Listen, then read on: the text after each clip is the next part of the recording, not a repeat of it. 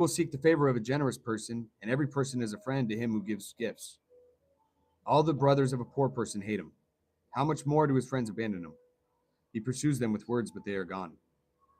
One who gets wisdom loves his own soul. One who keeps understanding will find good. A false witness will not go unpunished, and one who declares lies will perish. Luxury is not fitting for a fool, much less for a slave to rule over princes. A person's discretion makes him slow to anger, and it is his glory to overlook an offense. A king's wrath is like the roaring of a lion, but his favor is like dew on the grass. A foolish son is destruction to his father, and the quarrels of a wife are a constant dripping. House and wealth are an inheritance from fathers, but a prudent wife is from the Lord. Laziness casts one into a deep sleep, and a lazy person will suffer hunger. One who keeps the commandment keeps his soul, but one who is careless of conduct will die. One who is gracious to the poor person lends to the Lord, and he will repay him for his good deed. Discipline your son while there is hope, and do not desire his death. A person of great anger will suffer the penalty, for if you rescue him, you will only have to do it again. Listen to advice and accept discipline, so that you may be wise the rest of your days. Many plans are in a person's heart, but the advice of the Lord will stand. What is desirable in a person is his kindness, and it is better to be a poor person than a liar. The fear of the Lord leads to life, so that one may sleep satisfied, untouched by evil. The lazy one buries his hand in the dish, but will not even bring it back to his mouth. Strike a scoffer and the naive become clever, but rebuke one who has understanding and he will gain knowledge. He who assaults his father and drives his mother away is a shameful and disgraceful son. Stop listening, my son, to discipline, and you will stray from the words of knowledge. A worthless witness makes a mockery of justice, and the mouth of the wicked swallows wrongdoing. Judgments are prepared for scoffers, and beatings for the backs of fools. Chapter 20.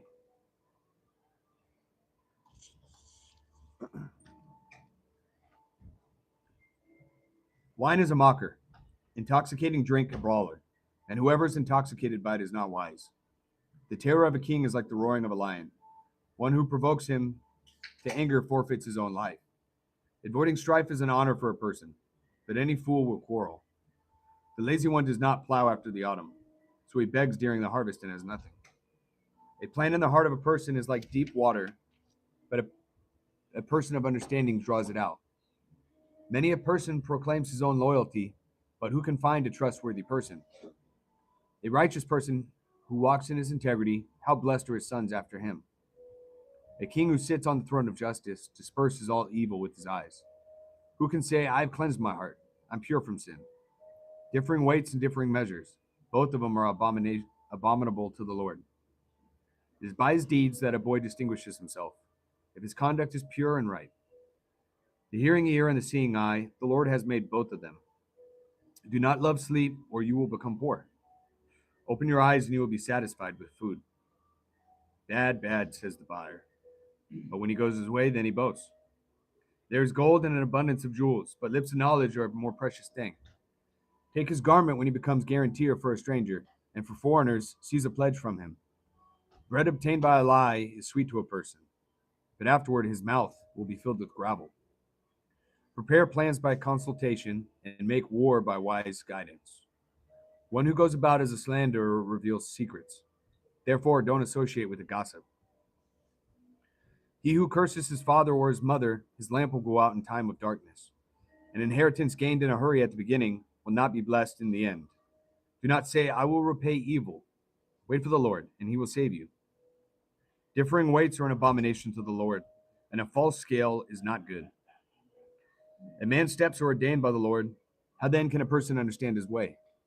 It is a trap for a person to say carelessly, it is holy, and after the vows to make inquiry. A wise king scatters the wicked and drives a threshing wheel over them.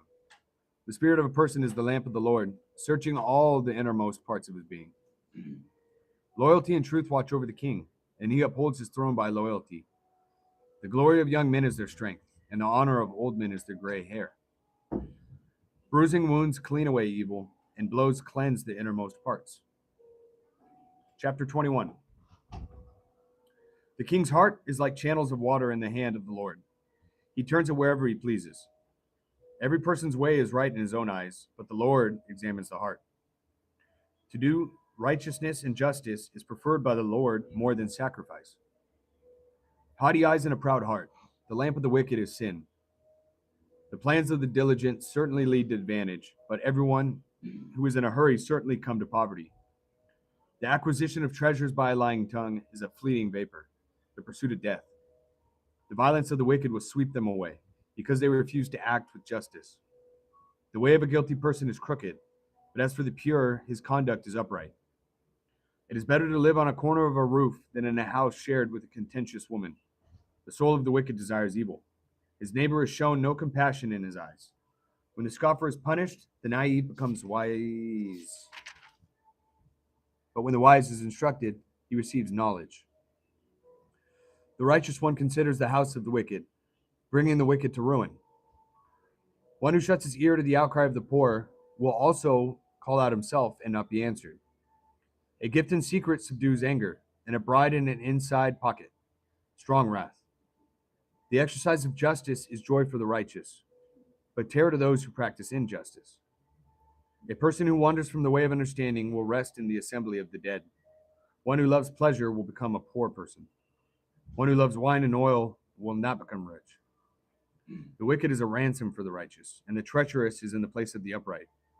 It is better to live in a desert land than with a contentious and irritating woman. There is precious treasure and oil in the home of the wise, but a foolish person swallows it up.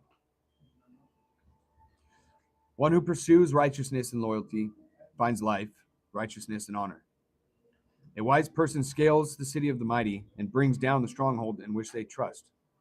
One who guards his mouth and his tongue guards his soul from troubles. Proud, arrogant, scoffer are his names, one who acts with insolent pride. The desire of the lazy one puts him to death, for his hands refuse to work. All day long he is craving, while the righteous gives and does not hold back. The sacrifice of the wicked is an abomination. How much more when he brings it with evil intent? A false witness will not perish, or will perish, but a person who listens will speak forever. A wicked person displays a bold face, but as for the upright, he makes his way sure. There is no wisdom, no understanding, and no plan against the Lord. The horse is prepared for the day of battle, but the victory belongs to the Lord. Chapter 22. A good name is to be more desired than great wealth. Favor is better than silver and gold. The rich and the poor have a common bond. The Lord is the maker of them all. A prudent person sees evil and hides himself, but the naive proceed and pay the penalty.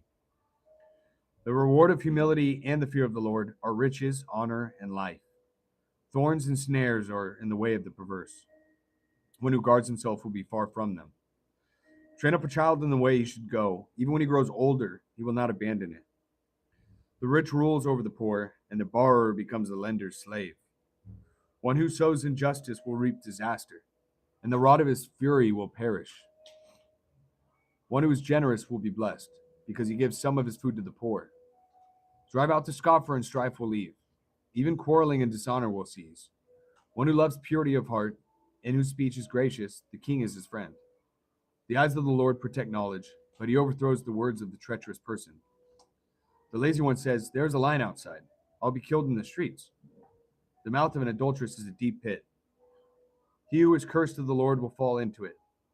Foolishness is bound up in the heart of a child. The rod of discipline will remove it far from him. One who oppresses the poor to make more for himself, or gives to the rich, will only come to poverty. Extend your ear and hear the words of the wise, and apply your mind to my knowledge. For it will be pleasant if you keep them within you, so that they may be ready on your lips, so that your trust may be in the Lord. I've taught you today, you indeed. Have I not written to you excellent things of counsel and knowledge, to make you know the certainty of the words of truth, so that you may correctly answer him who sent you? Do not rob the poor, because he's poor, nor crush the needy at the gate, for the Lord will plead their case and take the life of those who rob them. Do not make friends with a person given to anger, or go with a hot-tempered person, or you will learn his ways and find a snare for yourself. Do not be among those who shake hands, among those who become guarantor for debts. If you have nothing with which to repay, why should he take your bed from under you? Do not move the ancient boundary which your fathers have set.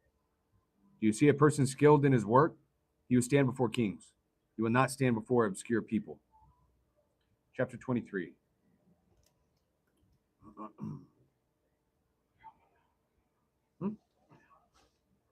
Okay. Chapter 23. When you sit down to dine with a ruler, consider carefully what is before you, and put a knife to your throat. If you are a person of great appetite, do not desire his delicacies for its deceptive food. Do not weary yourself to gain wealth. Stop dwelling on it. When you set your eyes on it, it is gone. For wealth certainly makes itself wings like an eagle that flies toward the heavens. Do not eat the bread of a selfish person or desire his delicacies. For as he thinks within himself, so he is. He says to you, eat and drink, but his heart is not with you. You will vomit up the morsel you have eaten and waste your compliments. Do not speak to be heard by a fool, for he will despise the wisdom of your words. Do not move the ancient boundary or go into the fields of the fatherless, for their Redeemer is strong, and he will plead their case against you. Apply your heart to discipline and your ears to words of knowledge. Do not withhold discipline from a child. Though you strike him with the rod, he will not die. You shall strike him with the rod and rescue his soul from Sheol. My son, if your heart is wise, my own heart will also be glad, and my innermost being will rejoice when your lips speak what is right. Do not let your heart envy sinners, but live in the fear of the Lord always. Certainly there is a future, and your hope will not be cut off. Listen, my son, and be wise, and direct your heart in the way. Do not be with heavy drinkers of wine, or with gluttonous eaters of meat. For the heavy drinker and the glutton will come to poverty, and drowsiness will clothe one with rags. Listen to your father who fathered you, and do not despise your mother when she is old. Buy truth and do not sell it. Get wisdom, instruction, and understanding. The father of the righteous will greatly rejoice, and he who fathers the wise son will be glad in him. Let your father and your mother be glad, and let her rejoice who gave birth to you. Give me your heart, my son, and let your eyes delight in my ways. For a prostitute is a deep pit, and a strange woman is a narrow well. Certainly she lurks as a robber, and increases the treacherous among you. Who has woe? Who has sorrow? Who has contentions? Who has complaining? Who has wounds without cause? Who has red eyes? Those who linger long over wine. Those who go to taste mixed wine. Do not look at wine when it's red, when it sparkles in the cup, when it goes down smoothly. In the end, it bites like a snake and stings like a viper. Your eyes will see strange things, and your mind will say perverse things. And you'll be like one who lays down in the middle of the sea, or like one who lies down on the top of a mast. They struck me, but I did not become ill. They beat me, but I did not know it. When will I awake? I will seek another drink. Chapter 24. Okay. 24. Do not be envious of evil people, nor desire to be with them, for their minds plot violence, and their lips talk of trouble. By wisdom a house is built, and by understanding it is established, and by knowledge the rooms are filled with all precious and pleasant riches. A wise man is strong, and a person of knowledge increases power. For by wise guidance you will wage war, and in an abundance of counselors there's victory. Wisdom is too exalted for a fool. He does not open his mouth at the gate. One who plans to do evil, people will call a schemer. The devising of foolishness is a sin, and the scoffer is an abomination to humanity. If you show yourself lacking courage on the day of distress, your strength is meager. Rescue those who are being taken away to death, and those who are staggering to the slaughter, hold them back. If you say, see, we did not know this, does he who weighs the heart not consider it? And does he who watches over your soul not know it? And he will not repay a person according to his work? My son, eat honey, for it's good. Yes, the honey from the comb is sweet to your taste. Know that wisdom is the same for your soul. If you find it, then there will be a future, and your hope will not be cut off. Do not lie in ambush, you wicked person, against the home of the righteous. Do not destroy his resting place, for a righteous person falls 7 times and rises again, but the wicked stumble in time of disaster. Do not rejoice when your enemy falls, and do not let your heart rejoice when he stumbles. Otherwise the Lord will see and be displeased, and turn his anger away from him. Do not get upset because of evildoers, or be envious of the wicked, for there will be no future for the evil person. The lamp of the wicked will be put out. My son, fear the Lord and the king. Do not get involved with those of high rank, for their disaster will rise suddenly, and who knows the ruin that can come from both of them. These also are sayings of the wise. To show partiality in judgment is not good. One who says to the wicked, "You are righteous," peoples will curse him, nations will scold him. But for those who rebuke the wicked, there will be delight, and a good blessing will come upon them. One who gives a right answer kisses the lips. Prepare your work outside and make it ready for yourself in the field. Afterward, then, build your house. Do not be a witness against your neighbor for no reason, and do not deceive with your lips. Do not say, "I shall do the same to him as he did to me. I will repay the person according to his work." I passed by the field of a lazy one and by the vineyard of a person lacking sense, and behold, it was completely overgrown with weeds. Its surface was covered with weeds, and its stone wall was broken down. When I saw, I reflected upon it. I looked and received instruction. A little sleep, a little slumber, a little folding of the hands to rest, and then your poverty will come like a drifter, and your need like an armed man. Chapter 25. These also are proverbs of Solomon, which the men of Hezekiah, king of Judah, transcribed. It is the glory of God to conceal a matter, but the glory of kings is to search out a matter. As the heavens for height and the earth for depth, so the heart of kings is unsearchable. Take away the impurities from the silver, and there comes out a vessel for the smith. Take away the wicked before the king, and his throne will be established in righteousness. Do not boast in the presence of the king, and do not stand in the same place as great people. For it is better that it be said to you, "Come up here," than for you to be placed lower in the presence of the prince, whom your eyes have seen. Do not go out hastily to argue your case. Otherwise, what will you do in the end, when your neighbor humiliates you? Argue your case with your neighbor, and do not reveal the secret of another, or one who hears it will put you to shame, and the evil report about you will not pass away.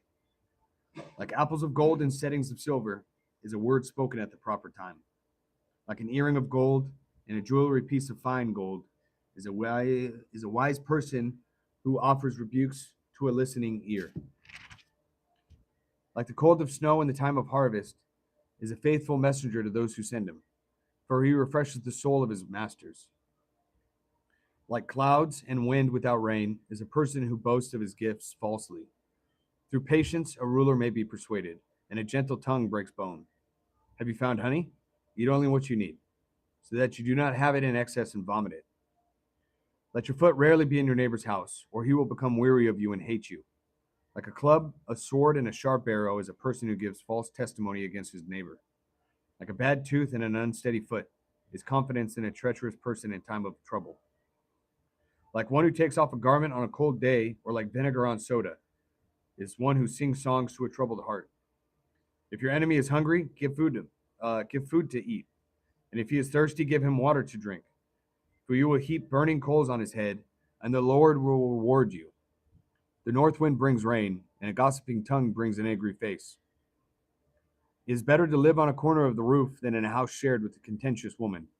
Like cold water to a weary soul, so is good news from a distant land.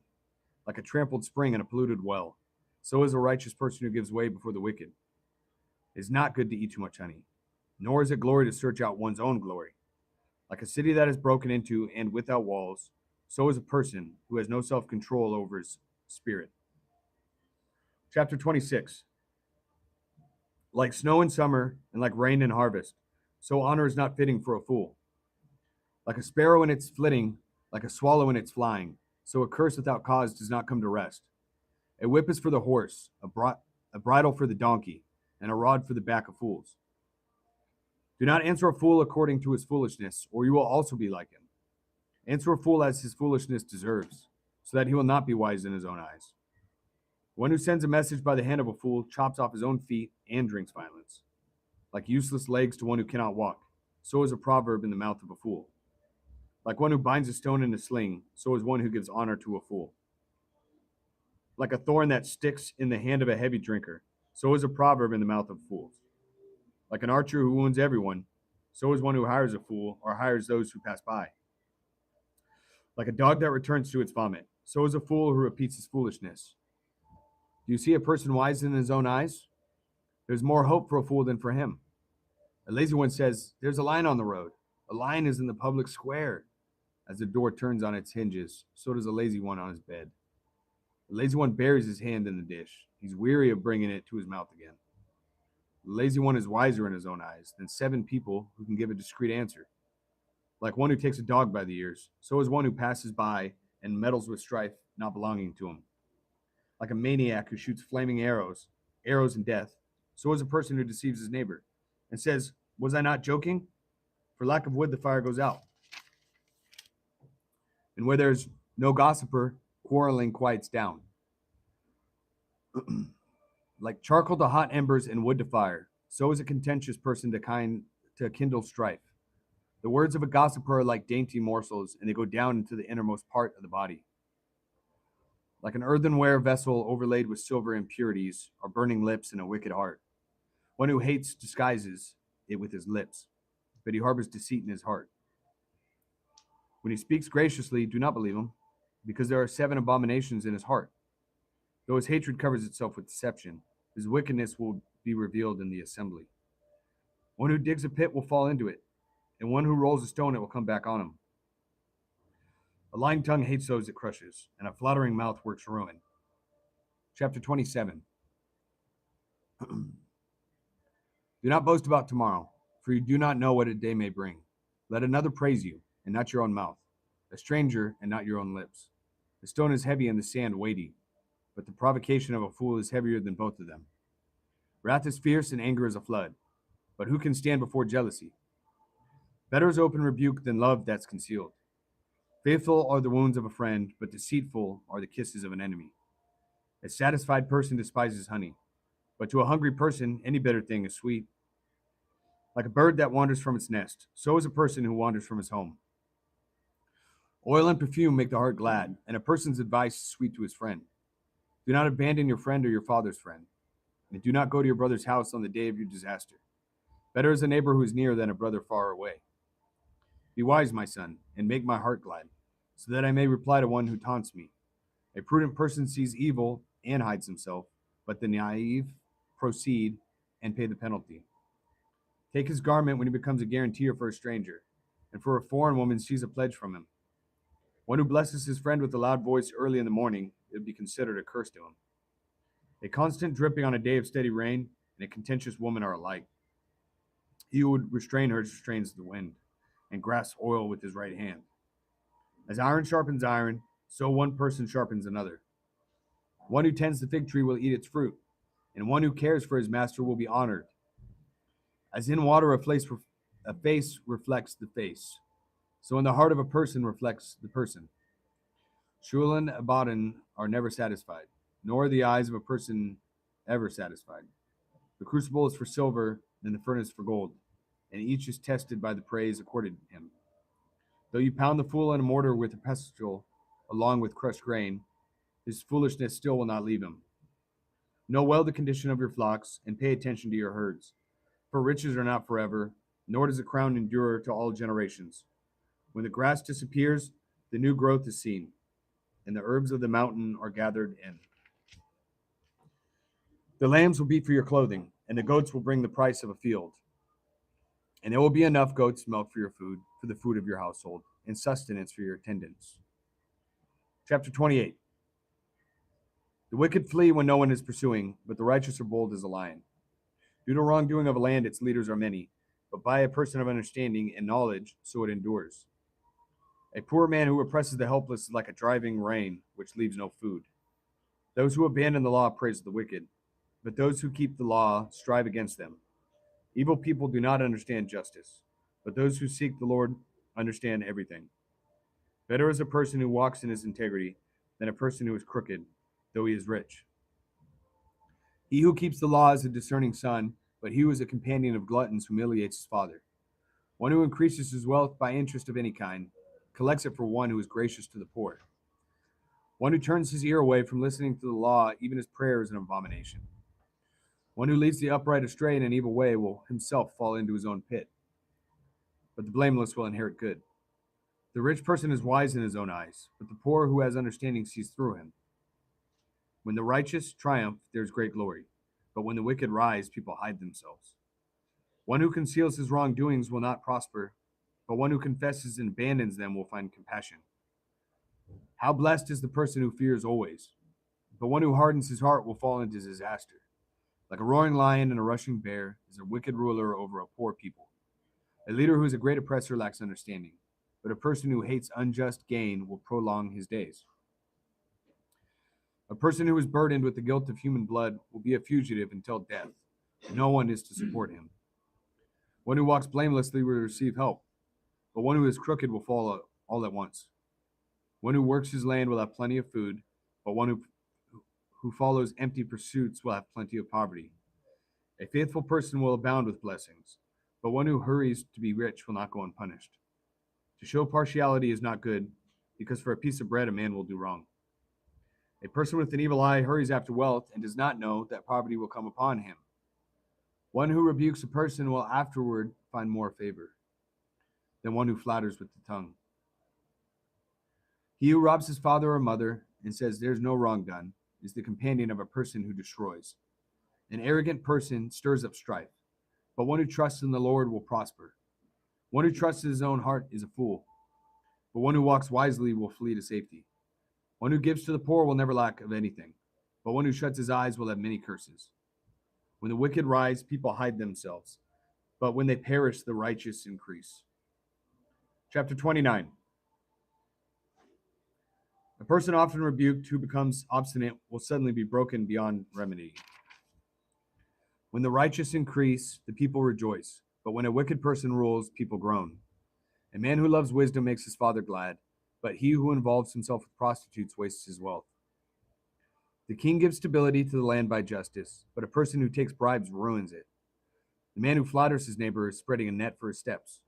By wrongdoing an evil person is ensnared, but the righteous sings and rejoices. The righteous is concerned for the rights of the poor.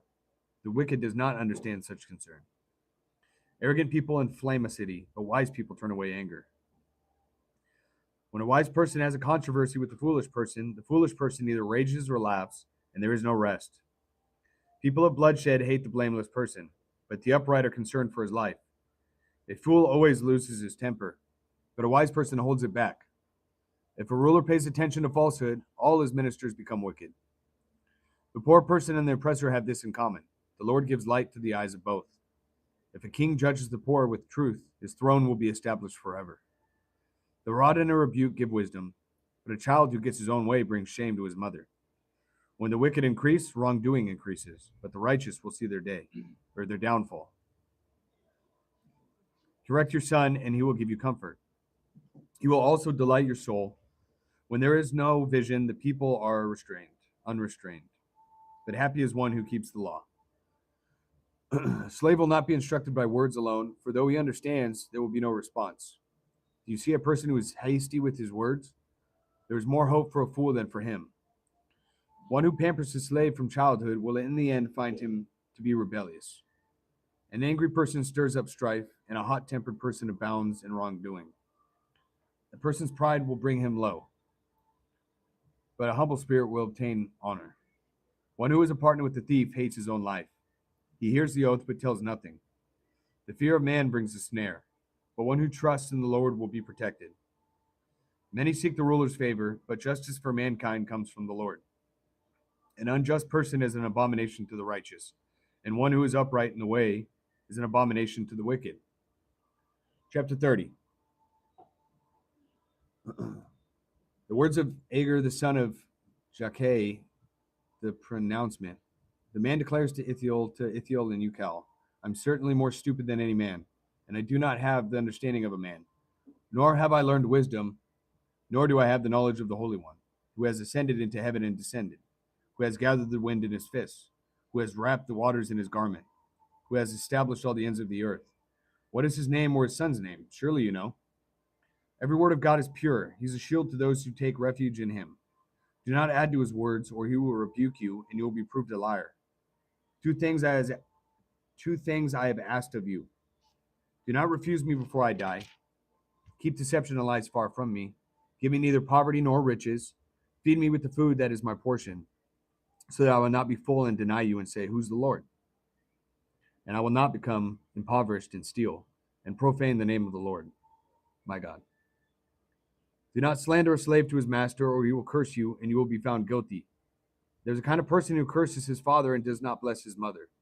There is a kind who is pure in his own eyes, yet is not washed from his filthiness. There is a kind, oh, how loftier his eyes, and his eyelids are raised in arrogance. There is a kind of person whose teeth are like swords, and his jaw teeth like knives, to devour the poor from the earth, and the needy from among mankind. The leech has two daughters. Give and give. There are three things that will not be satisfied, four that will not say enough. Sheol, the infertile womb, earth that is never satisfied with water, and fire that never says enough. The eye that mocks a father and scorns a mother, the ravens of the valley will pick it out, and the young eagles will eat it. There are three things which are too wonderful for me, four which I don't understand. The way of the eagle in the sky, the way of a snake on a rock, the way of a ship in the middle of the sea, and the way of a man with a virgin. This is the way of an adulterous woman. She eats and wipes her mouth and says, I've done no wrong. Under three things the earth quakes, and under four it cannot endure. Under a slave when he becomes king, and a fool when he is satisfied with food. Under an unloved woman when she gets a husband, and a female servant when she dispossesses her mistress. Four things are small on earth, but they are exceedingly wise. The ants are not a strong people, but they prepare their food in the summer. The rock hyraxes are not a mighty people, yet they make their houses in the rocks. The locusts have no king, yet all of them go out in ranks. The lizard you may grasp with the hands, yet is in the king's palaces. There are three things which are stately in their march, even four which are stately when they walk. The lion, which is mighty among animals, and does not retreat from anything. The strutting rooster or the male goat, and a king when his army is with him. If you have been foolish in exalting yourself, or if you have plotted evil, put your hand on your mouth. For the churning of milk produces butter, and pressing the nose produces blood. So the churning of anger produces strife. Chapter 31. The words of King Lemuel, the pronouncement which his mother taught him. What, my son, and what son of my womb, and what son of my vows? Do not give your strength to woman, or your ways to that which destroys kings. It is not for kings, Lemuel, it is not for kings to drink wine, or for rulers to desire intoxicating drink. Otherwise they will drink and forget what is decreed, and they'll pervert the rights of all the needy. Give intoxicating drink to one who is perishing, and wine to one whose life is bitter. Let him drink and forget his poverty. Remember his trouble no more. Open your mouth for the people who cannot speak, for the rights of all the unfortunate. Open your mouth, judge righteously, and defend the rights of the poor and needy. An excellent wife, who can find her? For her worth is far above jewels. The heart of her husband trusts in her, and he will have no lack of gain. She does him good and not evil all the days of her life. She looks for wool and linen, and works with her hands in delight. She's like merchant ships. She brings her food from afar. She rises while it is still night, and gives food to her household, and portions to her attendants. She considers a field and buys it. From her earnings she plants a vineyard. She surrounds her waist with strength and makes her arms strong. She senses that her profit is good. Her lamp does not go out at night. She stretches out her hands to the distaff, and her hands grasp the spindle. She extends her hand to the poor, and she stretches out her hands to the needy. She's not afraid of the snow for her household, for all her household are clothed with scarlet. She makes coverings for herself. Her clothing is fine linen and purple. Her husband is known in the gates. When he sits among the elders of the land, she makes linen garments and sells them. Supplies belts to the tradesmen. Strength and dignity are her clothing, and she smiles at the future. She opens her mouth in wisdom, and the teaching of kindness is on her tongue. She watches over the activities of her household, and does not eat the bread of idleness. Her children rise up and bless her, her husband also, and he praises her, saying, Many daughters have done nobly, but you excel them all. Charm is deceitful and beauty is vain, but a woman who fears the Lord, she shall be praised. Give her the product of her hands, and let her works praise her in the gates. Amen. Jesus.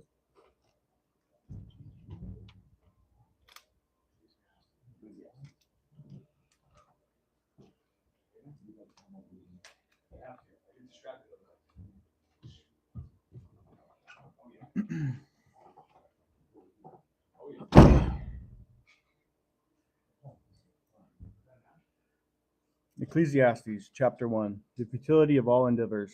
The words of the preacher, the son of David, king in Jerusalem, Salem. Futility of futilities, says the preacher. Futility of futilities. All is futility. What advantage does a person have in all his work, which he does under the sun? A generation goes, and a generation comes, but the earth remains forever. Also, the sun rises and the sun sets, and hurrying to its place, rises there again. Blowing towards the south, then turning toward the north, the wind continues swirling along, and on its circular courses the wind returns. All the rivers flow into the sea, yet the sea is not full. To the place where the rivers flow, there they flow again. All things are wearisome. No one can tell it. The eye is not satisfied with seeing, nor is the ear filled with hearing. What has been is what will be, and what has been done, it is what will be done. So there is nothing new under the sun. Is there anything of which one might say, "See this, it is new. It has already existed for ages, which were before us." There is no remembrance of the earlier things, and of the later things as well, which will occur. There will be no remembrance of them among those who will come later still. The futility of wisdom. I, the preacher, have been king over Israel in Jerusalem. I set my mind to seek and explore by wisdom about everything that has been done under heaven. It is a sorry task with which God has given the sons of mankind to be troubled. I have seen all the works which have been done under the sun, and behold, all is futility and striving after the wind. What is crooked cannot be straightened, and what is lacking cannot be counted. I said to myself, "Behold, I have magnified and increased wisdom more than all who were over Jerusalem before me, and my mind has observed a wealth of wisdom and knowledge. And I applied my mind to know wisdom and to know insanity and foolishness. I realized that this also is striving after wind, because in much wisdom there is much grief, and increasing knowledge results in increasing pain. The futility of pleasure and possessions, chapter 2. I said to myself, "Come now, I will test you with pleasure, so enjoy yourself." And behold, it too was futility.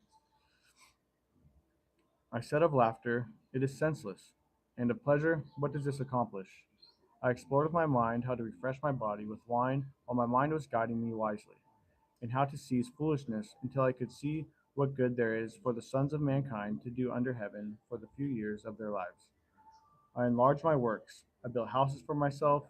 I planted vineyards for myself. I made gardens and parks for myself, and I planted in them all kinds of fruit trees. I made ponds of water for myself, from which to irrigate a forest of growing trees. I bought male and female slaves, and I had slaves born at home. I also possessed flocks and herds larger than all who preceded me in Jerusalem. I also amassed for myself silver and gold and the treasure of kings and provinces. I provided for myself male and female singers, and the pleasures of the sons of mankind, many concubines. Then I became great and increased more than all who preceded me in Jerusalem. My wisdom also stood by me. All that my eyes desired, I did not refuse them. I did not restrain my heart from any pleasure. For my heart was pleased because of all my labor, and this was my reward for all my labor. So I considered all my activities which my hands had done, and labor which I had exerted, and behold, all was futility and striving after wind, and there was no benefit under the sun. Wisdom surpasses foolishness. Verse 12. So I turned to consider wisdom, insanity, and foolishness. For what will the man do who will come after the king, except what has already been done? Then I Then I saw that wisdom surpasses foolishness, as light surpasses darkness. The wise person's eyes are in his head, but the fool walks in darkness. And yet I know that one and the same fate happens to both of them. Then I said to myself, "As is the fate of the fool, it will also happen to me." Why then have I been extremely wise? So I said to myself, "This too is futility." For there is no lasting remembrance of the wise along with the fool, since in the coming days everything will soon be forgotten, and how the wise and the fool alike die. So I hated life for the yeah, so I hated life for the work which had been done under the sun was unhappy to me, because everything is futility and striving after wind. The futility of labor. So I hated all the fruit of my labor, for which I had labored under the sun, because I must leave it to the man who will come after me, and who knows whether he will be wise or a fool. Yet he will have control over all fruit of my labor, for which I have labored by acting wisely under the sun. This too is futility. Therefore I completely despaired over all the fruit of my labor, for which I had labored under the sun. When there is a person who has labored with wisdom, knowledge, and skill, and then gives his legacy to one who has not labored for it, this too is futility and a great evil. For what does a person get in all his labor and his striving with which he labors under the sun? Because all his days his activity is painful and irritating. Even at night his mind does not rest. This too is futility. There is nothing better for a person than to eat and drink, and show himself some good in his trouble. This too I have seen that it is from the hand of God. For who can eat and who can have enjoyment without him? For to a person who is good in his sight, he has given wisdom and knowledge and joy, while to the sinner he has given the task of gathering and collecting, so that he may give to one who is good in God's sight. This too is futility and striving after wind. A time for everything. Chapter 3. There is an appointed time for everything, and there is a time for every matter under heaven, a time to give birth and a time to die, a time to plant and a time to uproot what is planted, a time to kill and a time to heal, a time to tear down and a time to build up, a time to weep and a time to laugh, a time to mourn and a time to dance, a time to throw stones and a time to gather stones, a time to embrace and a time to shun embracing, a time to search and a time to give up as lost, a time to keep a time to keep and a time to throw away, a time to tear apart and a time to sew together, a time to be silent and a time to speak, a time to love and a time to hate, a time for war and a time for peace. What benefit is there for the worker from that in which he labors? I have seen the task which God has given the sons of mankind with which to occupy themselves. God sent eternity into the heart of mankind. Verse 11. He has made everything appropriate in its time. He has also set eternity in their heart, without the possibility that mankind will find out the work which God has done from the beginning even to the end. I know that there is nothing better for them than to rejoice and to do good in one's lifetime. Moreover, that every person who eats and drinks sees good in all his labor. This is the gift of God. I know that everything God does will remain forever. There's nothing to add to it, and there's nothing to take from it. And God has so worked that people will fear him. That which is what has already been done, and that which will be has already been. And God seeks what has passed by. Furthermore, I have seen under the sun that in the place of justice there is wickedness, and in the place of righteousness there is wickedness. I said to myself, God will judge the righteous and the wicked, for a time for every matter and for every deed is there. I said to myself, regarding the sons of mankind, God is testing them in order for them to see that they are as animals, they too, they too themselves. For the fate of the sons of mankind and the fate of animals is the same. As one dies, so dies the other. Indeed, they all have the same breath, and there is no advantage for mankind over animals, for all is futility. All go to the same place, all came from the dust, and all return to the dust. Who knows who knows that the spirit of the sons of mankind ascends upward, and the spirit of the animals descends downward to the earth. I have seen that nothing is better than when a person is happy in his activities, for that is his lot. For who will bring him to see what will occur after him? The evils of oppression. Chapter 4. Then I looked again at all the acts of oppression which were being done under the sun, and behold, I saw the tears of the oppressed, and that they had no one to comfort them, and power was on the side of their oppressors, but they had no one to comfort them. So I congratulated the dead who are already dead, more than the living who are still living. But better off than both of them is the one who has never existed, who has never seen the evil activity that is done under the sun. I have seen that every labor and every skill which is done is the result of rivalry between a person and his neighbor. This too is futility and striving after wind. The fool folds his hands and consumes his own flesh. One hand full of rest is better than two fists full of labor and striving after wind. Then I looked again at futility under the sun. There was a man without a dependent, having neither a son nor a brother. Yet there was no end to all his labor. Indeed, his eyes were not satisfied with riches, and he never asked, and for whom do I labor and deprive myself of pleasure? This too is futility and is an unhappy task. Two are better than one because they have a good return for their labor. For For if either of them falls, the one will lift up his companion. But woe to the one who falls when there is not another to lift him up. Furthermore, if two lie down together, they keep warm. But how can one be warm alone? And if one can overpower him, who is alone? Two can resist them. A cord of three strands is not quickly torn apart. A poor yet wise youth is better than an old and foolish king who no longer knows how to receive instruction. For he has come out of prison to become king, even though he was born poor in his kingdom. I have seen all those living under the sun move to the side of the second youth who replaces him. There is no end to all the people, to all who were before him. Even the ones who will come later will not be happy with him. For this too is futility and striving after wind. Your attitude toward God, chapter 5. Guard your steps as you go to the house of God, and approach to listen rather than to offer the sacrifice of fools, for they do not know what they are doing evil. Do not be quick with your mouth or impulsive in thought to bring up a matter in the presence of God. For God is in heaven and you are on earth. Therefore let your words be few, for the dream comes through much effort, and the voice of a fool through many words. When you make a vow to God, do not be late in paying it, for he takes no delight in fools. Pay what you vow. It is better that you not vow than vow and not pay. Do not let your speech cause you to sin, but do not say in the presence of the messenger of God that it was a mistake. Why should God be angry on account of your voice, and destroy the work of your hands? For in many dreams and in many words there is futility. Rather, fear God. If you see oppression of the poor, and denial of justice, and righteousness in the province, do not be shocked at the sight.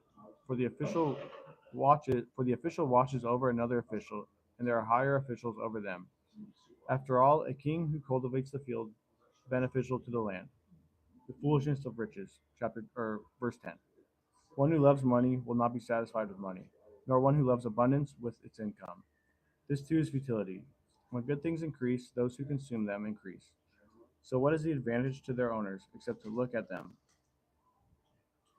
The sleep of the laborer is sweet, whether he eats little or much, but the full stomach of a rich person does not allow him to sleep. There's a there's a sickening evil which I have seen under the sun. Wealth being harbored or sorry, wealth being hoarded by its owner to his detriment. When that wealth was lost through bad business, he had fathered a son. Then there was nothing to support him. As he came naked from his mother's womb, so he will return as he came. He will take nothing from the fruit of his labor that he can carry in his hand. This also is sickening evil. Exactly as a person is born, so will he die. What then is the advantage for him who labors for the wind? All his life he also eats in darkness, with great irritation, sickness, and anger. Here is what I have seen to be good and fitting: to eat, to drink, and enjoy oneself in all one's labor, in which he labors under the sun during the few years of his life, which God has given him, for this is his reward. Furthermore, as for every person to whom God has given riches and wealth, he has also given him the opportunity to enjoy them and to receive his reward and rejoice in his labor. This is the gift of God. For he will not often call to mind the years of his life, because God keeps him busy with the joy of his heart. The futility of life, chapter 6. There is an evil which I have seen under the sun, and it is widespread among mankind. A person to whom God has given riches, wealth, and honor, so that his soul lacks nothing of all that he desires. Yet God has not given him the opportunity to enjoy these things, but a foreigner enjoys them. This is futility and a severe affliction. If a man fathers 100 children and lives many years, however many they may be, but his soul is not satisfied with good things, and he does not even have a proper burial, then I say, better than miscarriage than he. For a miscarriage comes in futility and goes into darkness, and its name is covered in darkness.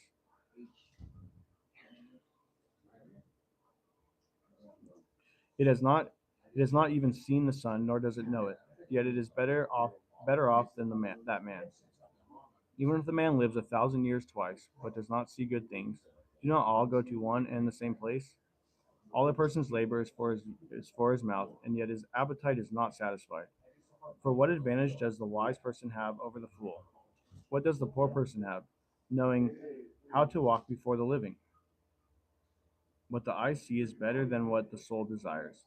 This too is futility and striving after wind.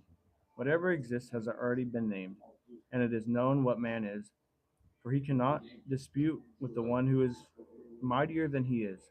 For there are many words which increase futility. What then is the advantage to a person? For who knows what is good for a person during his lifetime, during a few years of his futile life? He will spend them like a shadow.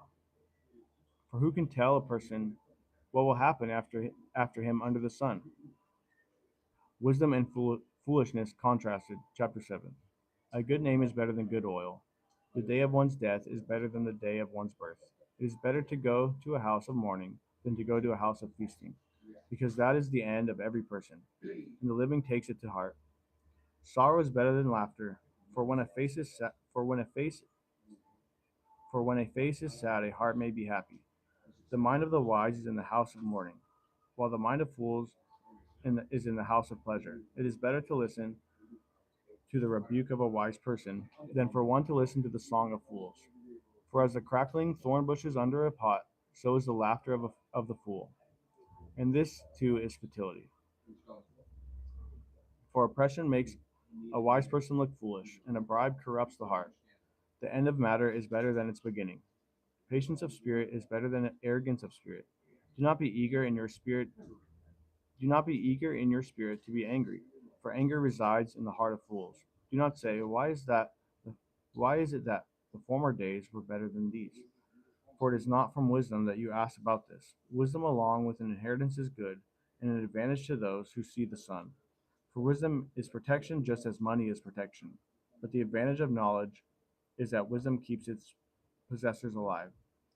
Consider the work of God, for who is able to straighten what he has bent? On the day of prosperity, be happy, but on the day of adversity, consider God has made the one as well as the other, so that the person will not discover anything that will come after him. I have seen everything during my lifetime of futility. There is a righteous person who perishes in his righteousness, and there is a wicked person who prolongs his life in his wickedness. Do not be excessively righteous, and do not be overly wise. Why should you ruin yourself? Do not be excessively wicked, and do not be foolish. Why should you die before your time? It is good that you grasp one thing while not letting go of the other. For one who fears God comes with both of them. Wisdom strengthens a wise person more than 10 rulers who are in a city. Indeed, there is not a righteous person on earth who always does good and does not ever sin. Also, do not take seriously all the words which are spoken, so that you do not hear your servant cursing you. For you know that even you have cursed others many times as well. I tested all this with wisdom, and I said, I will be wise. But wisdom was far from me. What has been is remote and very mysterious. Who can discover it? I direct my mind to know and to investigate and to seek wisdom and an explanation, and to know the evil of foolishness and the foolishness of insanity. And I discover as more bitter than death the woman whose heart is snares and nets, whose hands are chains. One who is pleasing to God will escape from her, but the sinner will be captured by her. Behold, I have discovered this, says the preacher, by adding one thing to another to find an explanation, which I am still seeking but have not found. I have found one man among 1,000, but have not found a woman among all these. Behold, I have found only this, that God made people upright, but they have sought out many schemes. Obey rulers, chapter 8. Who is like the wise person, and who knows the meaning of a matter? A person's wisdom illuminates his face and makes his stern face brighten up. I say, keep the command of the king because of the oath before God. Do not be in a hurry to leave him. Do not join in an evil matter, for he will do whatever he pleases. Since the word of the king is authoritative, who will say to him, What are you doing? One who keeps a royal command experiences no trouble, for a wise heart knows the, pros- the proper time and procedure. For there is a proper time and a procedure for every delight. Though a person's troubles is heavy upon him, if no one knows what will happen, Who can tell him when it will happen? No one has authority over the wind to restrain the wind, nor authority over the day of death. And there is no military discharge in the time of war, and evil will not save those who practice it. All this I have seen, and have applied my mind to every deed that has been done under the sun, at a time when one person has exercised authority over another person to his detriment. So then I have seen the wicked buried, those who used to go in and out of the holy place, and they are soon forgotten in the city where they did such things. This too is futility. Because the sentence against an evil deed is not executed quickly, therefore the hearts of the sons of mankind among them are fully given to do evil. Although a sinner does evil 100 times and may lengthen his life, still I know that it will go well for those who fear God, who fear him openly. But it will not go well for the evil person, and he will not lengthen his days like a shadow because he does not fear God.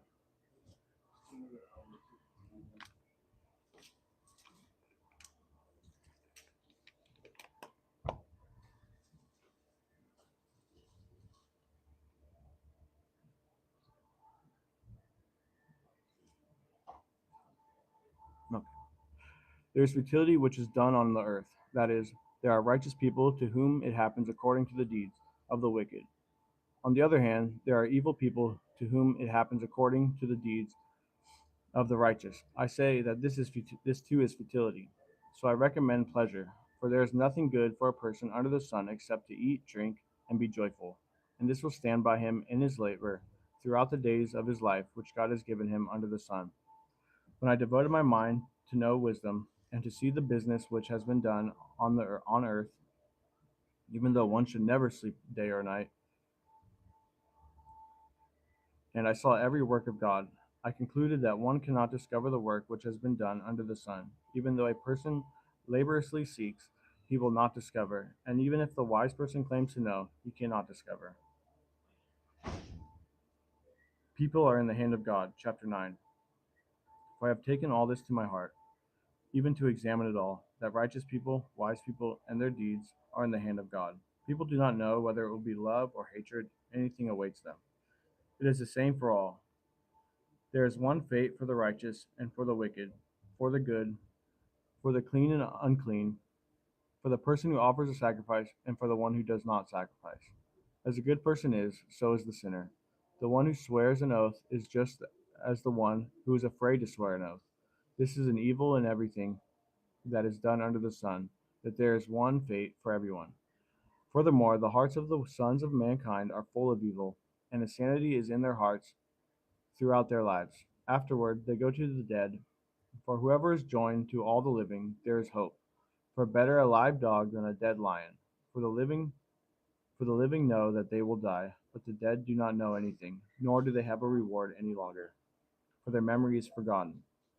Indeed, their love, their hate, and their zeal have already perished, and they will no longer have a share in all that is done under the sun.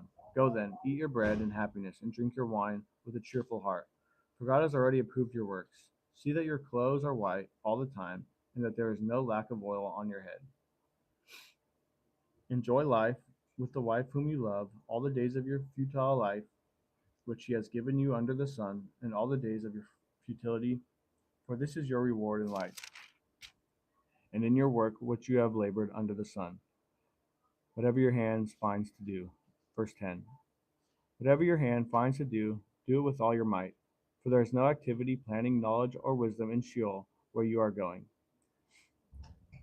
I again saw under the sun that the race is not the swift, and the battle is not the warriors, and neither is bread to the wise, nor wealth to the discerning, nor favor to the skillful, for time and chance overtake them all. For indeed a person does not know his time, like fish that are caught in a treacherous net, and birds caught in a snare. So the sons of mankind are ensnared at an evil time when it suddenly falls on them. This too I saw as wisdom under the sun, and it impressed me. There was a small city with few men in it, and a great king came to it, surrounded it, and constructed large siege works against it. But there was found in it a poor wise man, and he saved the city by his wisdom. Yet no one remembered that poor man. So I said, wisdom is better than strength, but the wisdom of the poor man is despised, and his words are ignored. The words of the wise heard in calm are better than the shouting of a ruler among fools. Wisdom is better than weapons of war, but one sinner destroys much good. A little foolishness. Chapter 10. Dead flies turn a perfumer's oil rancid, so a little foolishness is more potent than wisdom and honor. A wise person's heart directs him toward the right, but the foolish person's heart directs him towards the left. Even when the fool walks along the road, his sense is lacking, and he demonstrates to everyone that he is a fool. If the ruler's temper rises against you, do not abandon your place, because composure puts great offenses to rest. There is an evil I have seen under the sun, like a mistake that proceeds from the ruler. Foolishness is set in many exalted places, while the rich sit in humble places. I have seen slaves riding on horses and princes walking like slaves on the land. One who digs a pit may fall into it, and a serpent may bite one who breaks through a wall. One who quarries stones may be hurt by them, and one who splits logs may be endangered by them. If the axe is dull and he does not sharpen its edge, then he must exert more strength. Wisdom has the advantage of bringing success. If the serpent bites before being charmed, there is no benefit for the charmer. Words from the mouth of a wise person are gracious, while the lips of the fool consume him. The beginning of his talking is foolishness, and the end of it is evil insanity. Yet the foolish multiplies words. No person knows what will happen, and who can tell him what will come after him? The labor of a fool makes him so weary that he does not even know how to go to a city. Woe to you, land whose king is Woe to you, land whose king is a boy, and whose princes feast in the morning. Blessed are you, blessed are you, lands whose king sorry. Blessed are you, land whose king is of nobility, and whose princes eat at the appropriate time, for strength and not for drunkenness. Through extreme laziness, the rafters sag, and through idleness, the house leaks. People prepare a meal for enjoyment. Wine makes life joyful, and money is the answer to everything. Furthermore, in your bedroom, do not curse a king, and in your sleeping rooms, do not curse a rich person. For a bird of the sky will bring the sound, and the winged one will make your word known.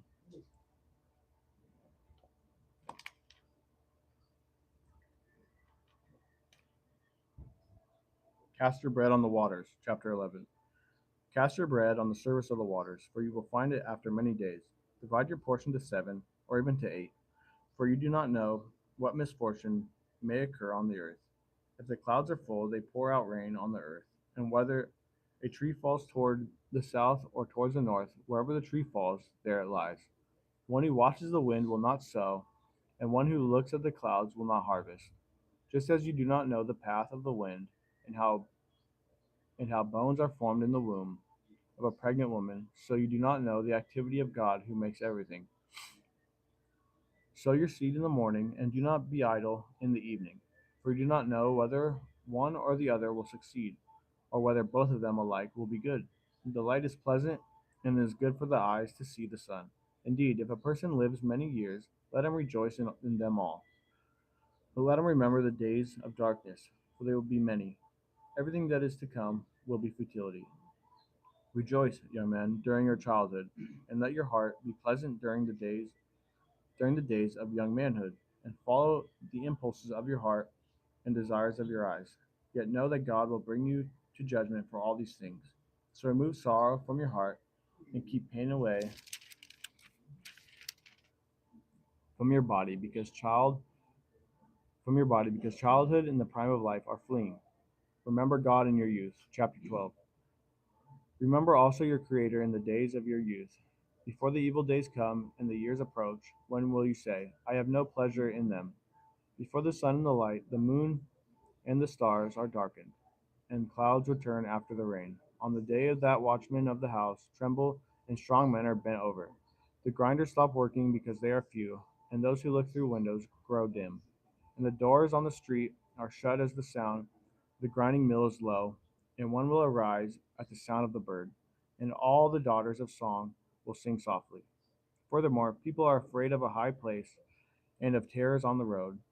The almond tree blossoms, the grasshopper drags itself along, the caperberry is ineffective, for man goes to his eternal home, while the mourners move around in the street. Remember your Creator. Before the silver cord is broken and the golden bowl is crushed, the pitcher by the spring is shattered and the wheel at the cistern is crushed. Then the dust will return to the earth as it was, and the spirit will return to God who gave it. Futility of futility, says the preacher. All is futility. Purpose of the preacher.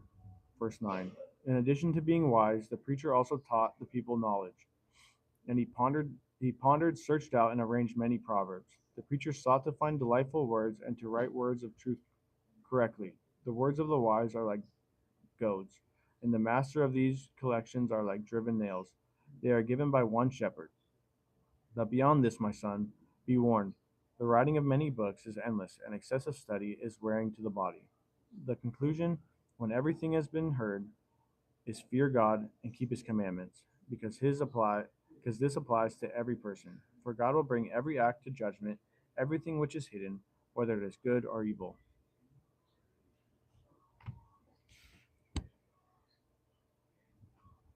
The Song of Solomon, chapter 1. The young Shulamite bride and Jerusalem's daughter. The Song of Songs, which is Solomon's, the bride. May he kiss me with the kisses of his mouth, for your love is sweeter than wine. Your oils have pleasing fragrance, your name is like purified oil. Therefore, the young women love you. Draw me after you, and let's run together. The king has brought me into his chambers. We will rejoice in you and be joyful. We will praise your love more than wine. Rightly do they love you. I am I am black and beautiful, your daughters of Jerusalem. Like the tents of Kedar, like the curtains of Solomon. Do not stare at me because I am dark, for the sun has tanned me. My mother's sons were angry with me. They made me caretaker of the vineyards, but I have not taken care of my own vineyard. Tell me, you whom my soul loves, where do you pasture your flock? Where do you have it lie down at noon? For why should I be like one who veils herself beside the flocks of your companions? Solomon the lover speaks. Verse 8. If you yourself do not know, most beautiful among women, go out the trail of the flock, and pasture your young goats by the tents of the shepherds. To me, my darling,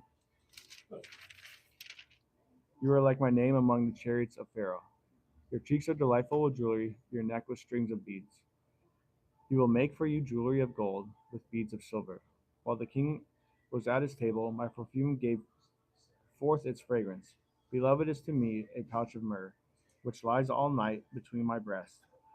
My beloved is to me a cluster of henna blossoms in the vineyard of Engedi. How beautiful you are, my darling! How beautiful you are! Your eyes are like doves. How handsome you are, my beloved, and so delightful. Indeed, our bed is luxuriant. The beams of our house are cedars, our rafters junipers. The bride's admiration, chapter 2. I am the rose of Sharon, the lily of the valleys. Like a lily among the thorns, so is my darling among the young women. Like an apple tree among the trees of the forest, so is my beloved among the young men. In his shade I took great delight and sat down, and his fruit was sweet to my taste. He has brought me to his banquet hall, and his banner over me is love. Refresh me with raisin cakes, sustain me with apples, because I am lovesick. His left hand is under my head, and his right hand embraces me. Swear to me, you daughters of Jerusalem, by the gazelles or by the does of the field, that you will not disturb or awaken my love until she pleases. Listen, my beloved, behold, he is coming, leaping on the mountains, jumping on the hills. My beloved is like a gazelle or a young stag. Behold, he is standing behind our wall. He is looking through the windows. He is peering through the lattice. My beloved responded and said to me, arise, my darling, and my beautiful one, and come along, for behold, the winter is past. The rain is over and gone. The blossoms have already appeared in the land. The time has arrived for pruning the vines, and the voice of the turtle dove has been heard in our land. The fig tree has ripened its fruit, and the vines and blossom have given forth their fragrance. Arise, my darling, my beautiful one, and come along. My dove in the clefts of the rock, in the hiding place of the mountain pathway, let me see how you look. Let me hear your voice, for your voice is pleasant, and you look delightful. Catch the foxes for us, the little foxes that are running through the vineyards, while our vineyards are in blossom. My beloved is mine, and I am his. He pastures his flock among the lilies until the cool of the day, when the shadows flee.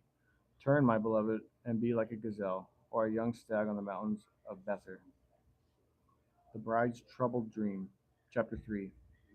On my bed night after on my bed night after night I saw him, whom my soul loves. I sought him but did not find him.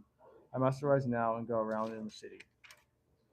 In the streets and in the public squares I must seek him who my soul loves. I sought him but did not find him. The watchmen who make rounds in the city found me, and I said, have you seen him whom my soul loves?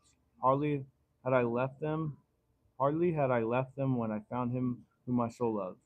I held on to him and would not let him go until I had brought him to my mother's house, and into the room of her who conceived me. Swear to me, you daughters of Jerusalem, by the gazelles or by the does of the field, that you will not disturb or awaken my love until she pleases. What is this coming up from the wilderness, like columns of smoke, perfumed with myrrh and frankincense, with all the scented powders of the merchant? Behold, it is a traveling couch of Solomon, 60 warriors around it, of the warriors of Israel. All of them are wielders of the sword, expert in war. Each man has his sword at his side, guarding against the terrors of the night. King Solomon has made for himself a seat and chair from the timber of Lebanon. He made its posts of silver, its back of gold, and its seat of purple fabric, with its interior leveling inlaid by the daughters of Jerusalem. Go out, you daughters of Zion, and look at King Solomon with the crown with which his mother has crowned him, on the day of his wedding, and on the day of the joy of his heart. Solomon's Love Expressed, Chapter 4. How beautiful you are, my darling, how beautiful you are. Your eyes are like doves behind your veil. Your hair is like a flock of goats that have been descended from Mount Gilead. Your teeth are like a flock of yeah, newly shorn sheep, which have come up from their watering place, all of which bear twins, and not one among them has lost her young. Your lips are like a scarlet thread, and your mouth is beautiful. Your temples are like a slice of a pomegranate behind your veil. Your neck is like the Tower of David, built with layers of stones on which are hung 1,000 shields. All the round shields of the warriors. Your two breasts are like two fawns, twins of twins of a gazelle that grace among the lilies. Until the cool of the day, when the shadows flee, I will go my way to the mountain of myrrh and to the hill of frankincense. Come with me from Lebanon, my bride. You shall come with me from Lebanon. You shall come down from a summit of Amana, from the summit of Senir and Hermon, from the dens of lions, from the mountains of leopards. You have enchanted my heart, my sister, my bride. You have enchanted my heart with a single glance of your eyes, with a single strand of your necklace. How beautiful is your love, my sister, my bride. How much sweeter is your love than wine, and the fragrance of your oils, that olive than the olive kinds of balsam oils. Your lips drip honey, my bride. Honey and milk are under your tongue, and the fragrance of your garment is like the fragrance of Lebanon. A lock garden is my sister, my bride. A lock spring, a sealed fountain. Your branches are an your branches are an orchard of pomegranates, with delicious fruits. Henna with nard plants, nard and saffron spice, reed and cinnamon, with all the trees of frankincense, myrrh and aloes, along with all the finest balsam oils. You are a garden spring, a well of fresh water, a flowing streams of Lebanon. Awake, north wind, come wind of the south. Make my garden breathe out fragrance. May its balsam oils flow. May our beloved come into his garden and eat its delicious fruits. The torment of separation, chapter 5. I have come into my garden, my sister, my bride. I have gathered my myrrh along with my balsam. I have eaten my honeycomb with my honey. I have drunk my wine with my milk. Eat, friends, drink and drink deeply, lovers.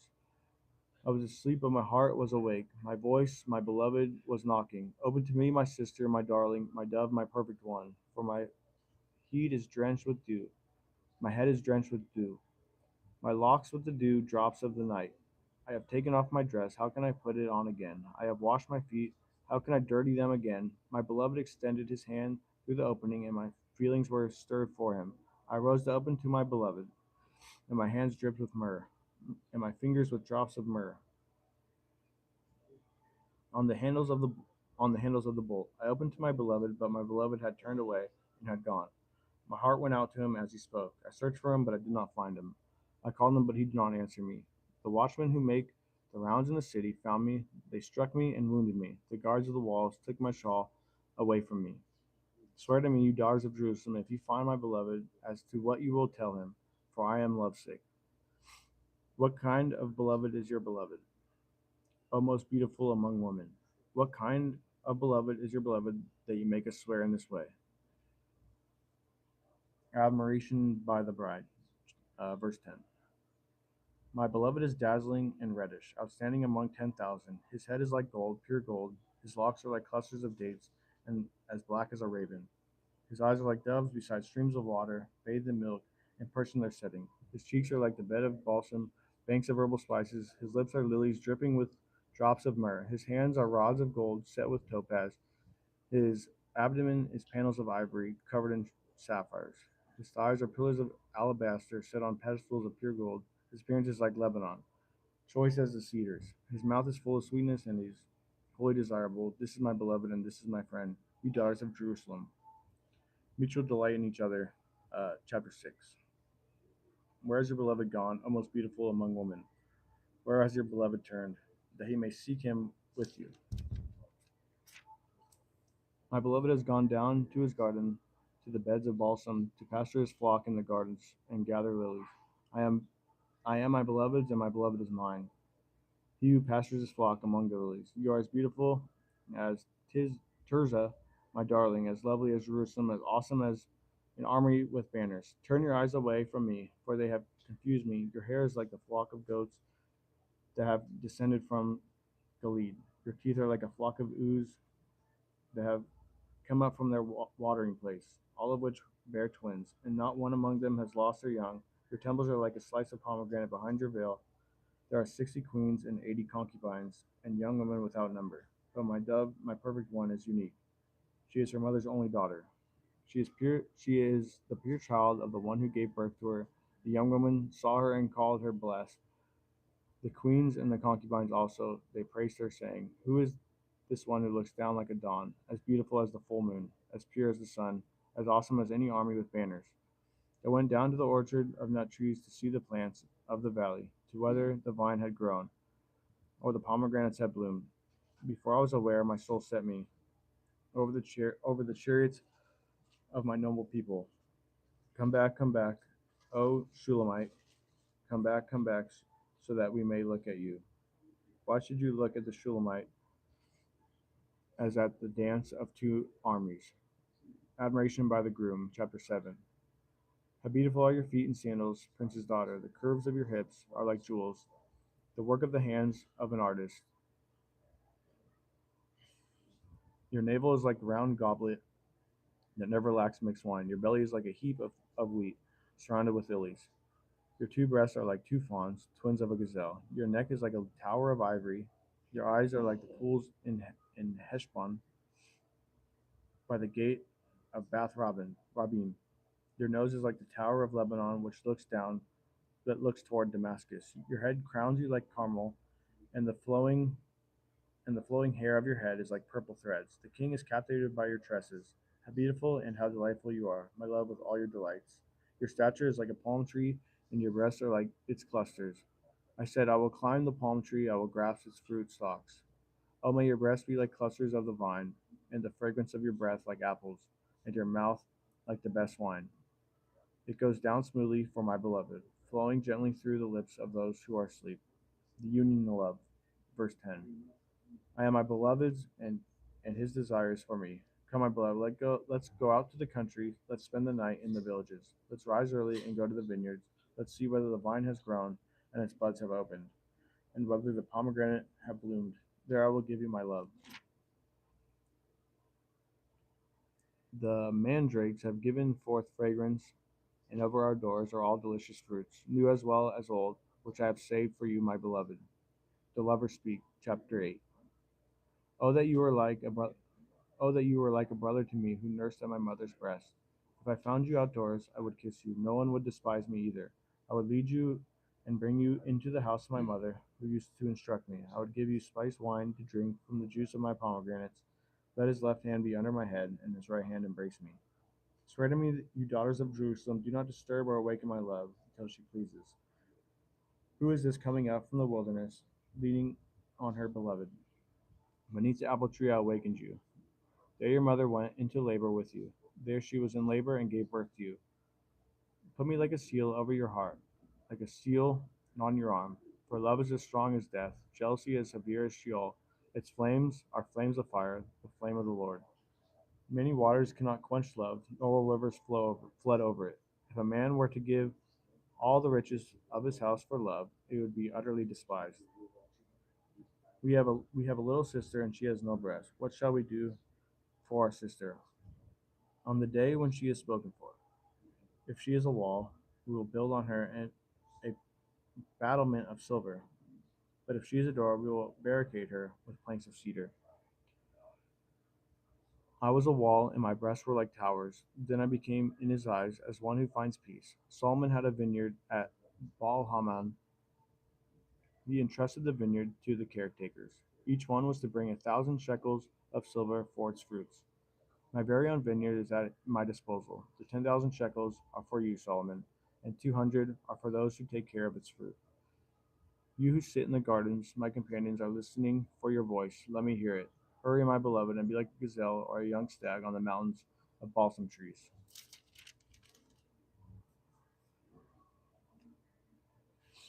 Isaiah chapter 1. Rebellion of God's people. The vision of Isaiah the son of Amoz concerning Judah and Jerusalem, which he saw during the reigns of Uzziah, Jotham, Ahaz, and Hezekiah, kings of Judah. Listen, heavens, and hear. Listen, heavens, and hear, earth, for the Lord has spoken. Sons I have raised and brought up, but they have revolted against me. An ox knows its owner, and a donkey its master's manger. But Israel does not know, my people do not understand. Oh, sinful nation, people weighed down with guilt, offspring of evildoers, sons who act corruptly, they have abandoned the Lord. They have despised the Holy One of Israel, and they have turned away from him. Where will you be stricken again as you continue in your rebellion? The entire head is sick, and the entire heart is faint. From the sole of the foot even to the head, there is nothing healthy in it, only bruises, slashes, and raw wounds, not pressed, not pressed out, nor bandaged, nor softened with oil. Your land is desolate, your cities are burned with fire. As for your fields, strangers are devouring them in front of you. It is desolation as overthrown by strangers. The daughter of Zion is left like a shelter in a vineyard, like a watchman's hut in a cucumber field, like a city under watch. If the Lord of armies had not left us a few survivors, we would be like Sodom. We would be like Gomorrah. God has had enough. Verse 10. Hear the word of the Lord, you rulers of Sodom. Listen to the instruction of our God, you people of Gomorrah. What are your many sacrifices to me, says the Lord? I've had enough of burnt offerings of rams and the fat of fattened cattle, and I take no pleasure in the blood of bulls, lambs, or goats. When you come to appear before me, who requires of you the trampling of my courtyards? Do not go on bringing your worthless offerings. Incense is an abomination to me. New moon and Sabbath, the, the proclamation of an assembly, I cannot endure. Wrongdoing in the festive assembly.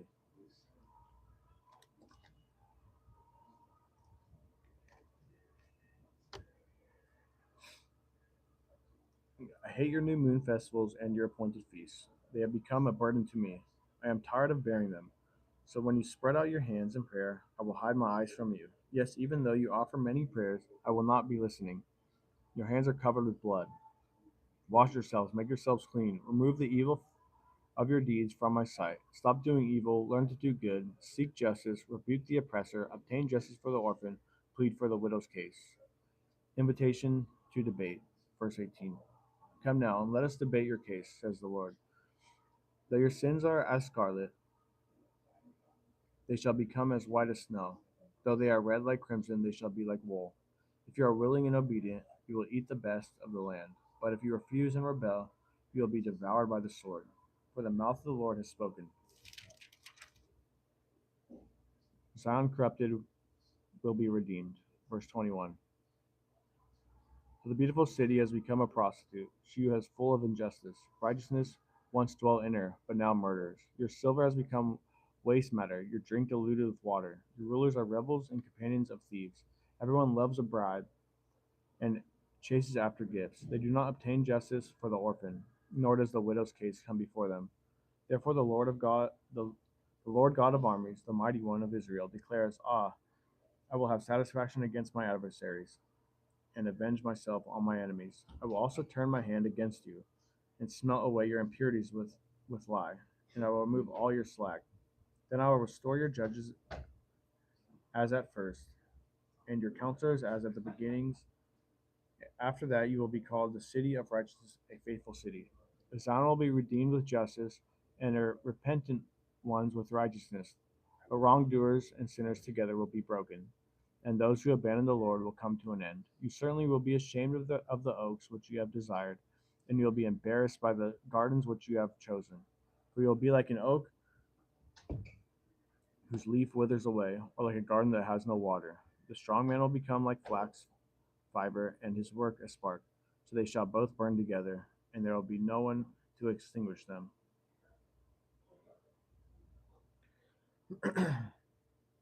God's universal reign, chapter 2. The word which Isaiah the son of Amoz saw concerning Judah and Jerusalem. Now it will come about that, in the last days, the mountain of the house of the Lord will be established as the chief of the mountains, and it will be raised above the hills, and all the nations will stream to it, and many peoples will come and say, Come, let's go up to the mountain of the Lord, to the house of God of Jacob,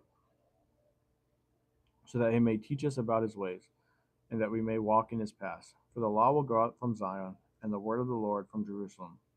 And he will judge between the nations, and will mediate for many peoples. And they will beat their swords into plowshares, and their spears into pruning knives. Nation will not lift up a sword against nation, and never again will they learn war. Come, house of Jacob, and let's walk in the light of the Lord. For you have abandoned your people, the house of Jacob, because they are filled with influences from the east, and they are soothsayers like the Philistines. They also strike bargains with the children of foreigners. Their land has also been filled with silver and gold, and there is no end to their treasures. Their land has also been filled with horses, and there is no end to their chariots. Their land has also been filled with idols. They worship the work of their hands, that which their fingers have made. So the common person has been humbled, and the person of importance has been brought low. But do not forgive them. Enter the rocky place and hide in the dust, from the terror of the Lord and from the splendor of his majesty. The proud look of humanity the proud look of humanity will be brought low.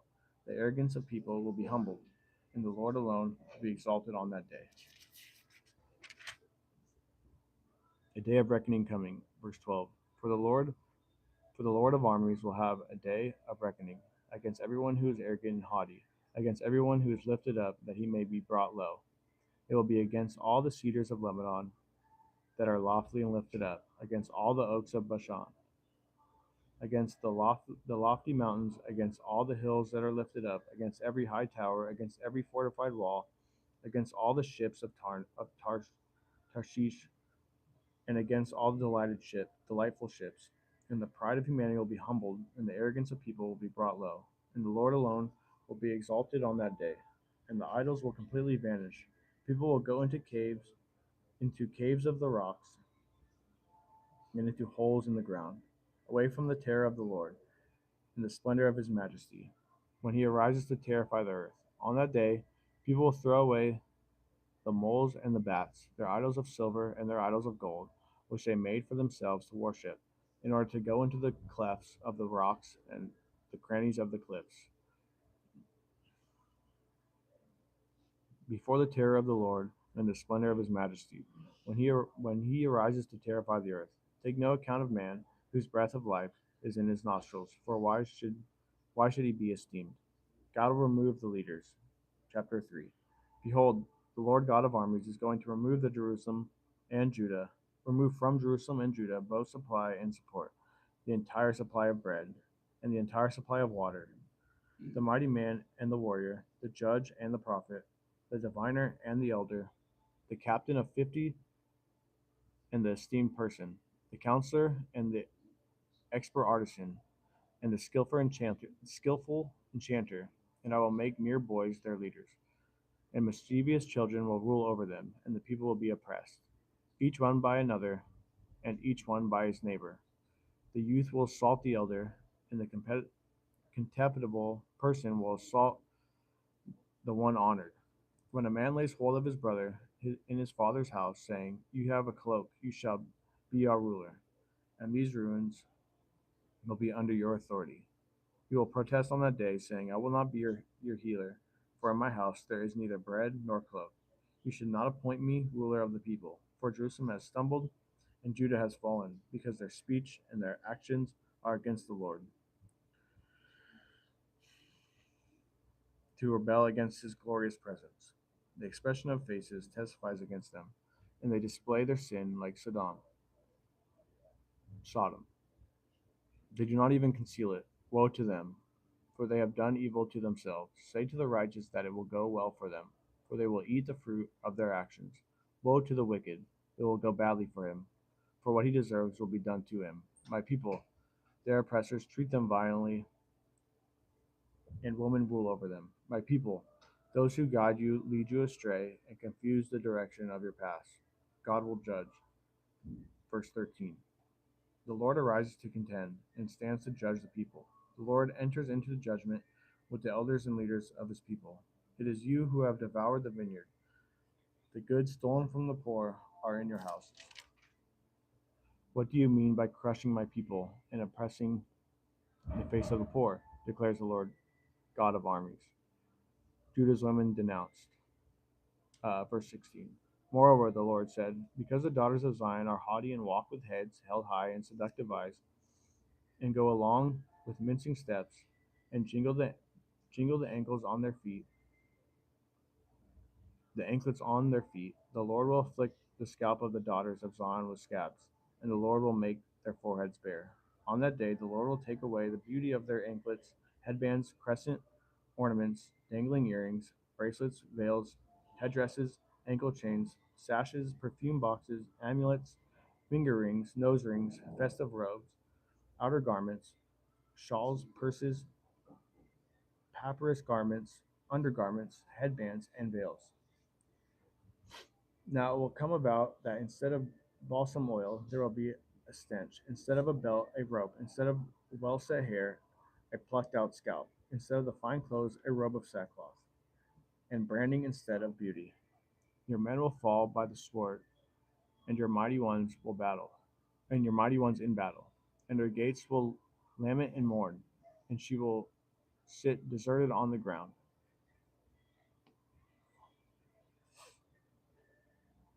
A remnant prepared. Chapter 4. For 7 women will take hold of one man on that day, saying, we will eat our own bread and wear our own clothes. Only let us be called by your name. Take away our disgrace. On that day, the branch of the Lord will be beautiful and glorious, and the fruit of the earth will be the pride and the beauty of the survivors of Israel. And it will come about that the one who is left in Zion and remains behind Jerusalem will be called holy. Everyone who is recorded for life is in Everyone who is recorded for life in Jerusalem. When the Lord has washed away the filth of the daughters of Zion and purged the bloodshed of Jerusalem from her midst by the spirit of the judgment and the spirit of burning, then the Lord will create over the entire area of Mount Zion and over her assemblies a cloud by day, and smoke and the brightness of flaming fire by night. For over all the glory will be a canopy, and there will be a shelter to give shade from the heat by day, and refuge and protection from the storm and the rain. Parable of the Vineyard, chapter 5. Let me sing now for my beloved, a song for my beloved about his vineyard. My beloved had a vineyard on a fertile hill. He dug it all around, cleared it of stones, and planted it with the choicest vine. And he built a tower in the middle of it, and also carved out a wine vat in it. Then he expected it to produce good grapes, but it produced only worthless ones. And now, you inhabitants of Jerusalem and people of Judah, judge between me and my vineyard. What more was there to do for my vineyard that I have not done in it? Why, when I expected it to produce good grapes, did it produce worthless ones? Now let me tell you that I am going to do to my vineyard. I will remove its hedge, and it will be consumed. I will break down its wall, and it will become trampled ground. I will lay it waste. I will not be pruned.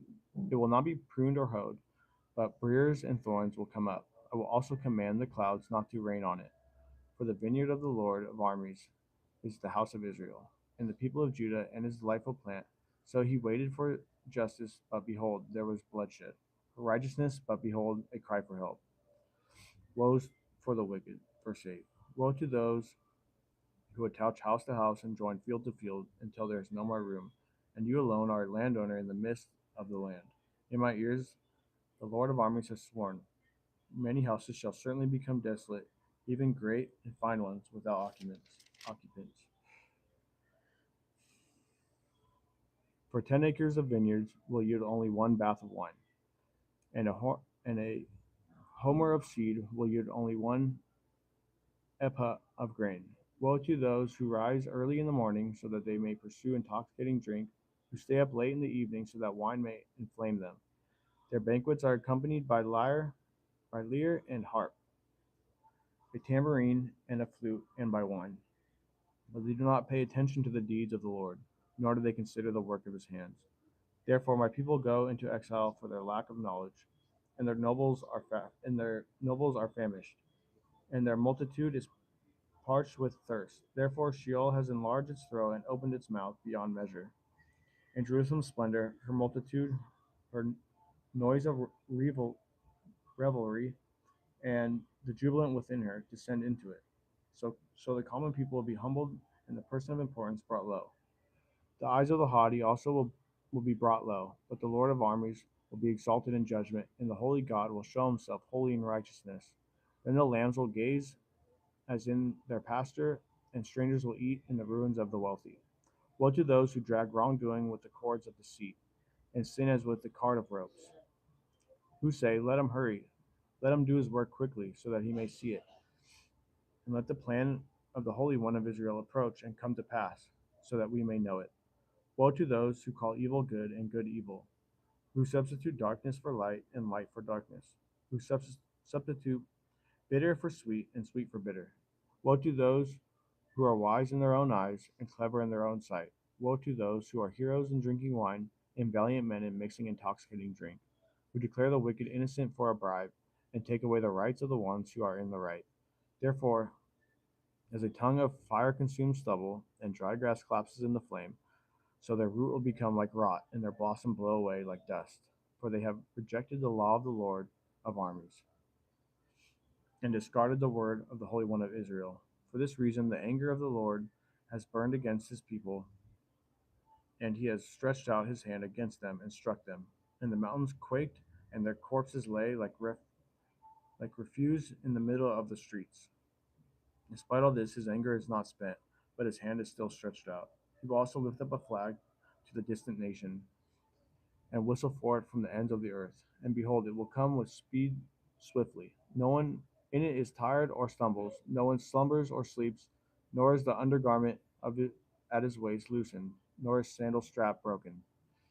Its arrows are sharp, and all its bows are bent.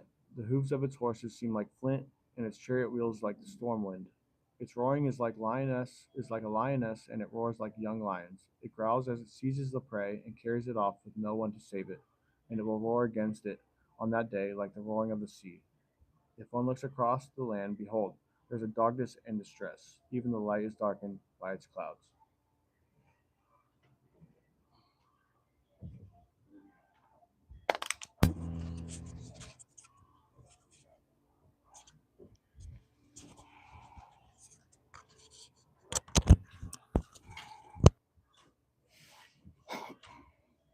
In the year of King Uzziah's death, I saw the Lord sitting on a throne, lofty and exalted, with the train of his robe filling the temple. Seraphim were standing above him, each having 6 wings, and two each covered his face, and with two each covered his feet, and with two each flew, and one called out to another and said, Holy, holy, holy is the Lord of armies. The whole earth is full of glory, of his glory, and the foundations of the thresholds tremble at the voice of him who called out. While the temple was filling with smoke, then I said, Woe to me, for I am ruined, because I am a man of unclean lips, and I live among a people of unclean lips. For my eyes have seen the King of the Lord of armies. Then one of the seraphim flew to me with a burning coal in his hand, which he had taken from the altar with songs. He touched my mouth with it and said, Behold, this has touched your lips, and your guilt is taken away, and atonement is made for your sin. Isaiah's commission. Then I heard the voice of the Lord saying, Whom shall I send, and who will go for us? Then I said, Here I am, send me. And he said, Go and tell this the people. Keep on listening, but do not understand, and keep on looking, but do not gain knowledge. Make the hearts of this people intensive, their ears dull, and their eyes blind, so that they will not see with their eyes, hear with their ears, understand with their hearts, and return and be healed. Then I said, Lord, how long? And he answered, Until cities are devastated and without inhabitant, houses are without people, and the land is utterly desolate. The Lord has completely removed people, and there are many forsaken places in the midst of the land. Yet there will still be a tenth portion in it, and it will again be subject to burning, like terebinth or an oak whose stump remains when it is cut down. The holy seed is its stump. War against Jerusalem. Now it came about in the days of Ayaz, the son of Jotham, the son of Uzziah, king of Judah, that Rezin and the king of Aram and Pekah, the son of Remaliah, king of Israel, went up to Jerusalem to wage war against it, but could not conquer it. When it was reported to the house of David, saying, The Arameans have taken a stand by Ephraim, his heart and the hearts of his people shook as the trees of the forest shake from the wind. Then the Lord said to Isaiah, Go out now to meet Ayaz, you and your son Sirah, Jasub, and the end of the conduit of the upper pool on the road of the fuller's field, and say to him, Take care and be calm. Have no fear and do not be faint hearted because of these two stumps of the smoldering logs on account of the fierce anger of Rezin and Aram and the son of Remaliah, because Aram with Ephraim and the son of Remaliah has planned evil against you, saying, Let's go up against Judah and terrorize it and take it for ourselves by assault and set up the son of Tabeel as king in the midst of it. This is what the Lord God says. It shall not stand, for shall it come to pass. For the head of Aram is Damascus, and the head of Damascus is Rezin. Now, within another 65 years, Ephraim will be broken to pieces, so that it is no longer a people. And the head of Ephraim and Samaria and the head of Samaria is the son of Remaliah. If you will not believe, you certainly shall not last. Then the Lord spoke again to Ahaz, saying, Ask for the sign for your Ask for the sign for yourselves from the Lord your God. Make it deep as Sheol or high as heaven. But Ahaz said, I will not ask, nor I will put the Lord to the test. Then he said, Listen now, house of David, it is too trivial a thing for you to try to try the patience of men. Then you will try the patience of my God as well. Therefore, the Lord himself will give you a sign. Behold, the virgin will conceive and give birth to a son, and she will name him Emmanuel.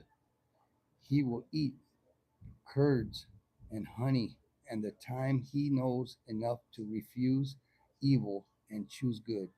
For before the boy knows enough to refuse evil and choose good, the land whose the kings you dread will be abandoned. Trails to come for Judah. The Lord will bring you on your people and on your father's house such days as have not come since the day that Ephraim separated from Judah. The days of the king of Assyria. On that day the Lord will whistle for the fly that is in the remotest part of the canals of Egypt, and for the bee that is in the land of Assyria. They will all come and settle on the steep ravines, the ravines, on the ledges of the cliffs, on all the thorns bushes, and on all of the watering places. On that day, the Lord will shave with a razor hired from regions beyond the Euphrates River, that is, with the king of Assyria, the head and the hair of the legs, and it will also remove the beard.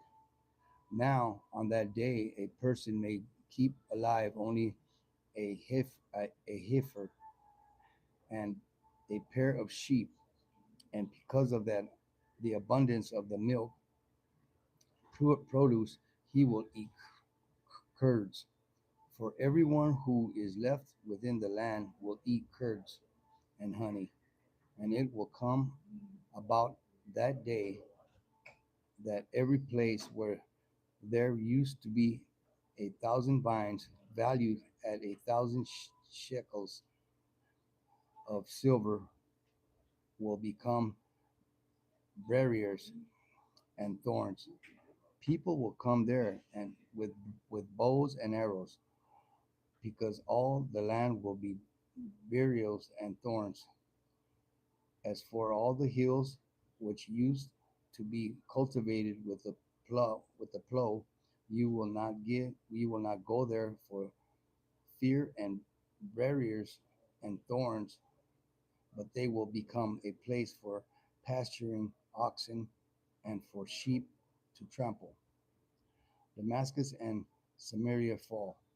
Then the Lord said to me, Take for yourself a large tablet and write on it in ordinary letters, Maher Shalala Hash Bas, and I will take to myself faithful witness for testimony.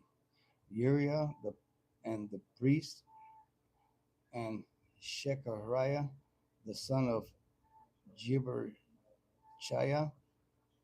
So I approached the prophets, and she conceived and gave birth to a son. Then the Lord said to me, Name him Meir Shalal Hashbaz, for before the boy knows how to cry out, My father or my mother, the wealth of Damascus and the spoils of Samaria will be carried away before the king of Assyria.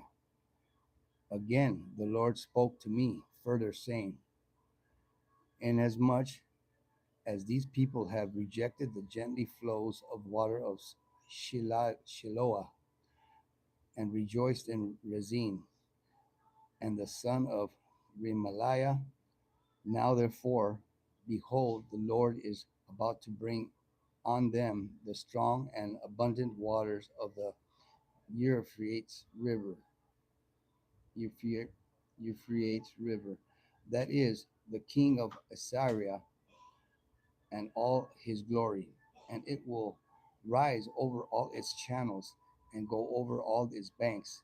Then it will sweep on into Judah. It will overflow and pass through. It will reach as far as the neck, and the spread of its wings will fill the expanse of your land, Emmanuel, a believing remnant. Be broken, you peoples, and be shattered, and listen, all remote places of the earth. Get ready, yet be shattered. Get ready, yet be shattered. Devise a plan, but it will fail. State a proposal, state a proposal, but it will not stand, for God is with us. For so the Lord spoke to me with mighty power and instructed me not to walk in the way of this people, saying, you are not to say, it is a con- conspiracy regarding everything that this people call a conspiracy, and that and you are not to fear what they fear or be in dread of it. It is the Lord of armies whom you are to regard as holy, and he shall be your fear, and he shall be your dread. Then he will become a sanctuary, but to both houses of Israel he will be a stone of stumble and a rock of offense, and a snare and a trap for the inhabitants of Jerusalem. Many will stumble over them. Then they will fall and be broken. They will be snared and caught. Bind up the testimony, seal the law among my disciples, and I will wait for the Lord, who is hiding his face from the house of Jacob. I will wait eagerly for him. Behold, and I, the children whom the Lord has given me, are for signs and wonders in Israel from the Lord of armies who dwells on Mount Zion. When they say to you, consult the mediums and the spiritists who whisper and mutter, should a, a people not consult their God? Should they consult the dead in behalf of the living?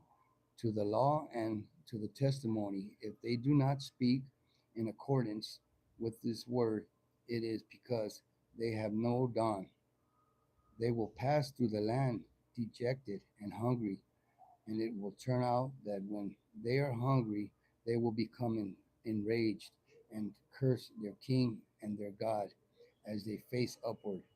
Then they will look to the earth and behold, distinguished, and they will be driven away into darkness. Birth and reign of the Prince of Peace. But there will be no more gloom for her who is in anguish. In earlier times, he threatened the land of Zebulun and and the land of Naphtali with contempt, but later he will make it glorious by the way of the sea on the other side of the Jordan, Galilee of the Gentiles. The people who walked in darkness will see a great light. Those who live in the dark land, the light will shine on them. You will multiply the nation. You will increase their joy. They will rejoice in your presence as with the joy of harvest, as the people rejoice when they divide the spoils. For you will break the yoke of their burden and their staff on their shoulders.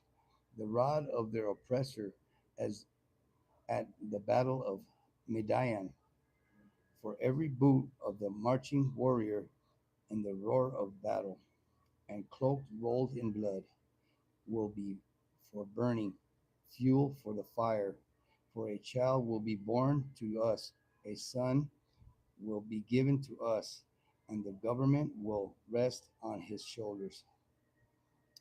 And his name will be called Wonderful Counselor, Mighty God, Eternal Father, Prince of Peace.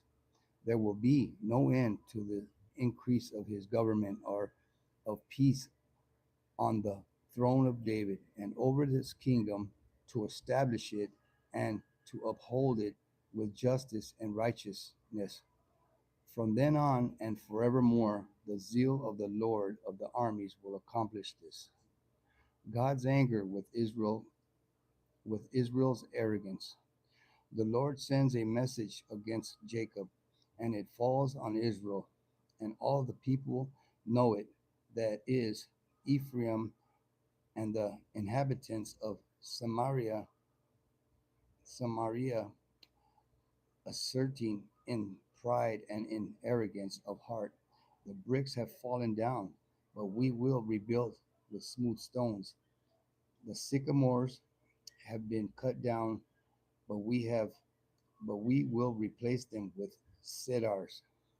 Therefore, the Lord raises superior adversaries against them from Rezin, and provokes their enemies, the Arameans from the east, and the Philistines from the west, and they devour Israel with gasping jaws. In spite of all this, his anger does not turn away, and his hand is still stretched out. Yet people do not turn back to him who struck them, nor do they seek the Lord of armies.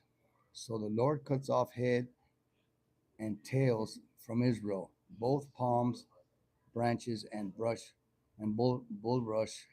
in the single day.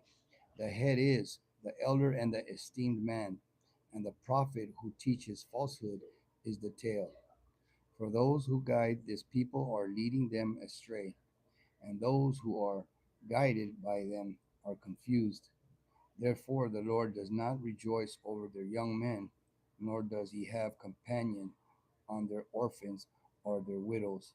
For every one of them is godless and evildoers, and every mouth is speaking foolishness.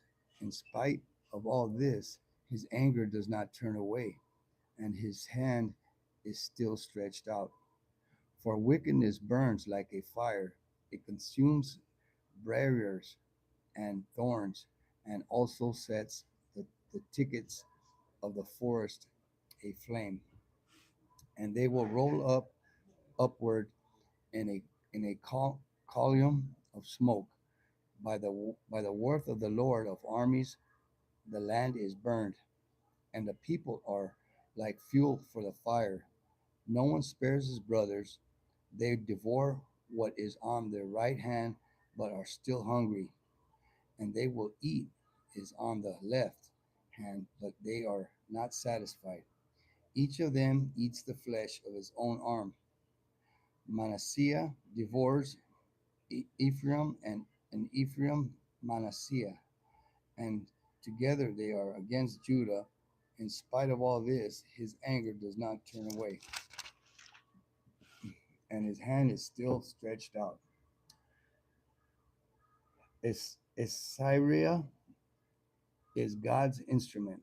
Woe to those who enact unjust statutes, and to those who constantly record harmful decisions, so as to deprive the needy of justice and rob the poor among my people of their rights, so that widows may be their spoil, and that they may plunder the orphans. Now, what will you do in the day of punishment and in the devastation which will come from afar? To whom will you flee for help, and where will you leave your wealth? Nothing remains but the but the crouch among the captives, or fall among those killed. And in spite of all this, his anger does not turn away, and his hand is still stretched out. Woe to Assyria, the rod of my anger, and the staff is whose hands in my indication, ignition, yeah. I send it against a godless nation, a commission it against the people of my fury, to capture spoils and to seize plunder, and to trample them down like mud in the streets. Yet does not so intend, nor does it plan so its heart, but rather it is its purpose to destroy and to eliminate many nations. For it says, are not my officers all kings? Is not Calno like Carchemish, or Hameth like Arphad, or Samaria like Damascus? And my hand has reached to the kingdom of the idols, whose carved images were greater than those of Jerusalem and Samaria. Shall I not do the same to Jerusalem and their images, just as I have done to Samaria and her idols? So it will be that when the Lord has completed all his work on Mount Zion and on Jerusalem, he will say, I will punish the fruit of the arrogant heart of the king of Assyria, and the arrogance pride of his eyes. For he has said, by the power of my hand and by my wisdom I did this, because I have understanding, and I removed the boundaries of the people, and plundered their treasures, and like a powerful man I brought down their inhabitants, and my hand reaches to the riches of the peoples like a nest. And as one gathers abandoned eggs, I gathered all the earth, and there was not one that flapped its wings, opened its beak, or chirped. Is the axe to boast itself over the one who chops with it? Is the saw to exalt itself over the one who welds it? That would be like club welding those who lift it, or like a rod lifting the one who is not wood. Therefore, the Lord, the God of armies, will send a wasting disease among his stout warriors, and under his glory a fire will be kindled like a burning flame, and the light of Israel will become a fire, and Israel's Holy One a flame, and it will burn and devour his thorns and his briaries in the single day, and he will destroy the glory of his forest and of fruitful gardens, both soul and body. And it will be as when sick person wastes away, and the rest of the trees of his forest will be so small in number that a child could write them down. A remnant will return.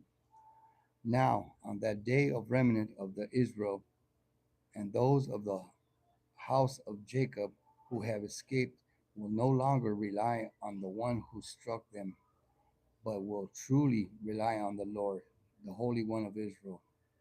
A remnant will return, the remnant of Jacob, to the mighty God. For though your people of Israel may be like sand of the sea, only a remnant within them will return. A destruction is determined, overflowing with righteousness. For a complete destruction, one that is determined to the Lord God of armies will execute in the midst of the whole land. Therefore, this is what the Lord God of armies says: My people, you who dwell in Zion, do not fear the Azarian who strikes you with the rod and lifts up his staff against you the way Egypt did. For in a very little while my indignation against you will be ended, and my anger will be directed toward their destruction. The Lord of armies will wield a whip against them, like the defeat of Midian at the rock of Oreb, and his staff will be over the sea, and he will lift up the way he did in Egypt. So it will be on that day that his burden will be removed from your shoulders, and his yoke from your neck, and the yoke will be broken because of fatness. He has come against Ayath. He has passed through Migron at Michmash. Michmash. He deposited his baggage. They have gone through the, the pass, saying, Geba will be our encampment for the night. Ramah is terrified, and Gibeah of Saul has fled. Cry aloud with your voice, daughter of Galim. Pay attention, Lashaya and Wrenched and Nothiah. Madimniah has fled. The inhabitants of Gibeon have sought refuge, yet today he will halt at Nob. He shakes his fist at the mountain of the daughter of Zion, the hill of Jerusalem. Behold, the Lord of God of armies will lop off the branches with terrifying powers. Those also who are tall in stature will be cut down, and those who are lofty will be brought low. He will cut down the thickest of the forest with an iron axe, and Lebanon will fall by the mighty one, righteous reign of the branch. Then a shoot will spring from the stem of Jesse, and a branch from his roots will bear fruit. The Spirit of the Lord will rest on him, the Spirit of wisdom and understanding, the Spirit of counsel and strength, the Spirit of knowledge and the fear of the Lord. And he will delight in the fear of the Lord. And he will not judge by what his eyes see, nor make decisions by what he hears, but with righteousness. He will judge the poor and decide with fairness for the humble of the earth. And he will strike the earth with the rod of his mouth, and and with the breath of his lips he will slay the wicked. Also righteousness will be the belt around his hips, and faithfulness the belt around his waist. And the wolf will dwell with the lamb, and the leopard will lie down with the young goat, and the calf and the young lion, and the fattened steer will be together, and the little boy will lead them. Also the cow and the bear will graze. Their young will lie down together, and the lion will eat straw like the ox. The nursing child will play by the hole of the cobra, and the weaned child will put his hand on the viper's den. They will not hurt or destroy in all my holy mountain, for the earth will be full of the knowledge of the Lord as the waters cover the sea. Then on that day the nations will resort to root of Jesse, who will stand as a signal flag for the peoples, and his resting place will be glorious, the restored remnant. Then it will happen on that day that the Lord will again recover with his hand the second time the remnant of his people who will remain from Azira, Egypt, Pathios, Cush, Elam, Sinar, Hamath, and from the islands of the sea. And he will lift up a flag for the nations and assemble the banished ones from Israel, and the it will gather dispersed of Judah from the four corners of the earth. Then the jealousy of Ephraim will depart, and those who harass Judah will be eliminated. Ephraim will not be jealous of Judah, and Judah will not harass Ephraim. They will swoop down on the slopes of the Philistines on the west together. They will plunder the people of the east. They will possess Edom and Moab, and the sons of Ammon will be subjected to them. And the Lord will utterly destroy the tongue of the sea of Egypt, and he will wave his hand over the Euphrates River with his scorching wind, and he will strike it into seven streams, and it will make people walk over in the dry sandals. And there will be a highway for Assyria, for the remnant of his people who will be left, just as there was for Israel on the day that they came up out of the land of Egypt. Thanksgiving expressed. Then you will say on that day, I will give you thanks, Lord, for although you were angry with me, your anger is turned away, and you comfort me. Behold, God is my salvation. I will trust and not be afraid, for the Lord God is my strength and song, and he has become my salvation. Therefore, you will jealously draw water from the springs of salvation. And on that day, you will say, give thanks to the Lord, call on his name, make known his deeds among the peoples, make them remember that his name is exalted. Praise the Lord in songs, for he has done glorious things. Let this be known throughout the earth. Rejoice and shout for joy, you inhabitant of Zion, for great in your midst is the Holy One of Israel. Prophecies about Babylon. 13. The pronouncement concerning Babylon, which Isaiah the son of Amoz saw. Lift up a flag on the bare hill, raise your voice to them, wave the hand that they may enter the doors of the nobles. I have commanded my consecrated ones. I have also called for my warriors.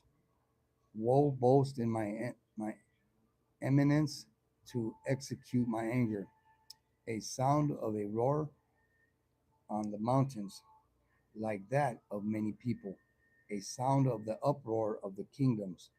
One nations gathered together. The Lord of the armies are mustering the army for the battle.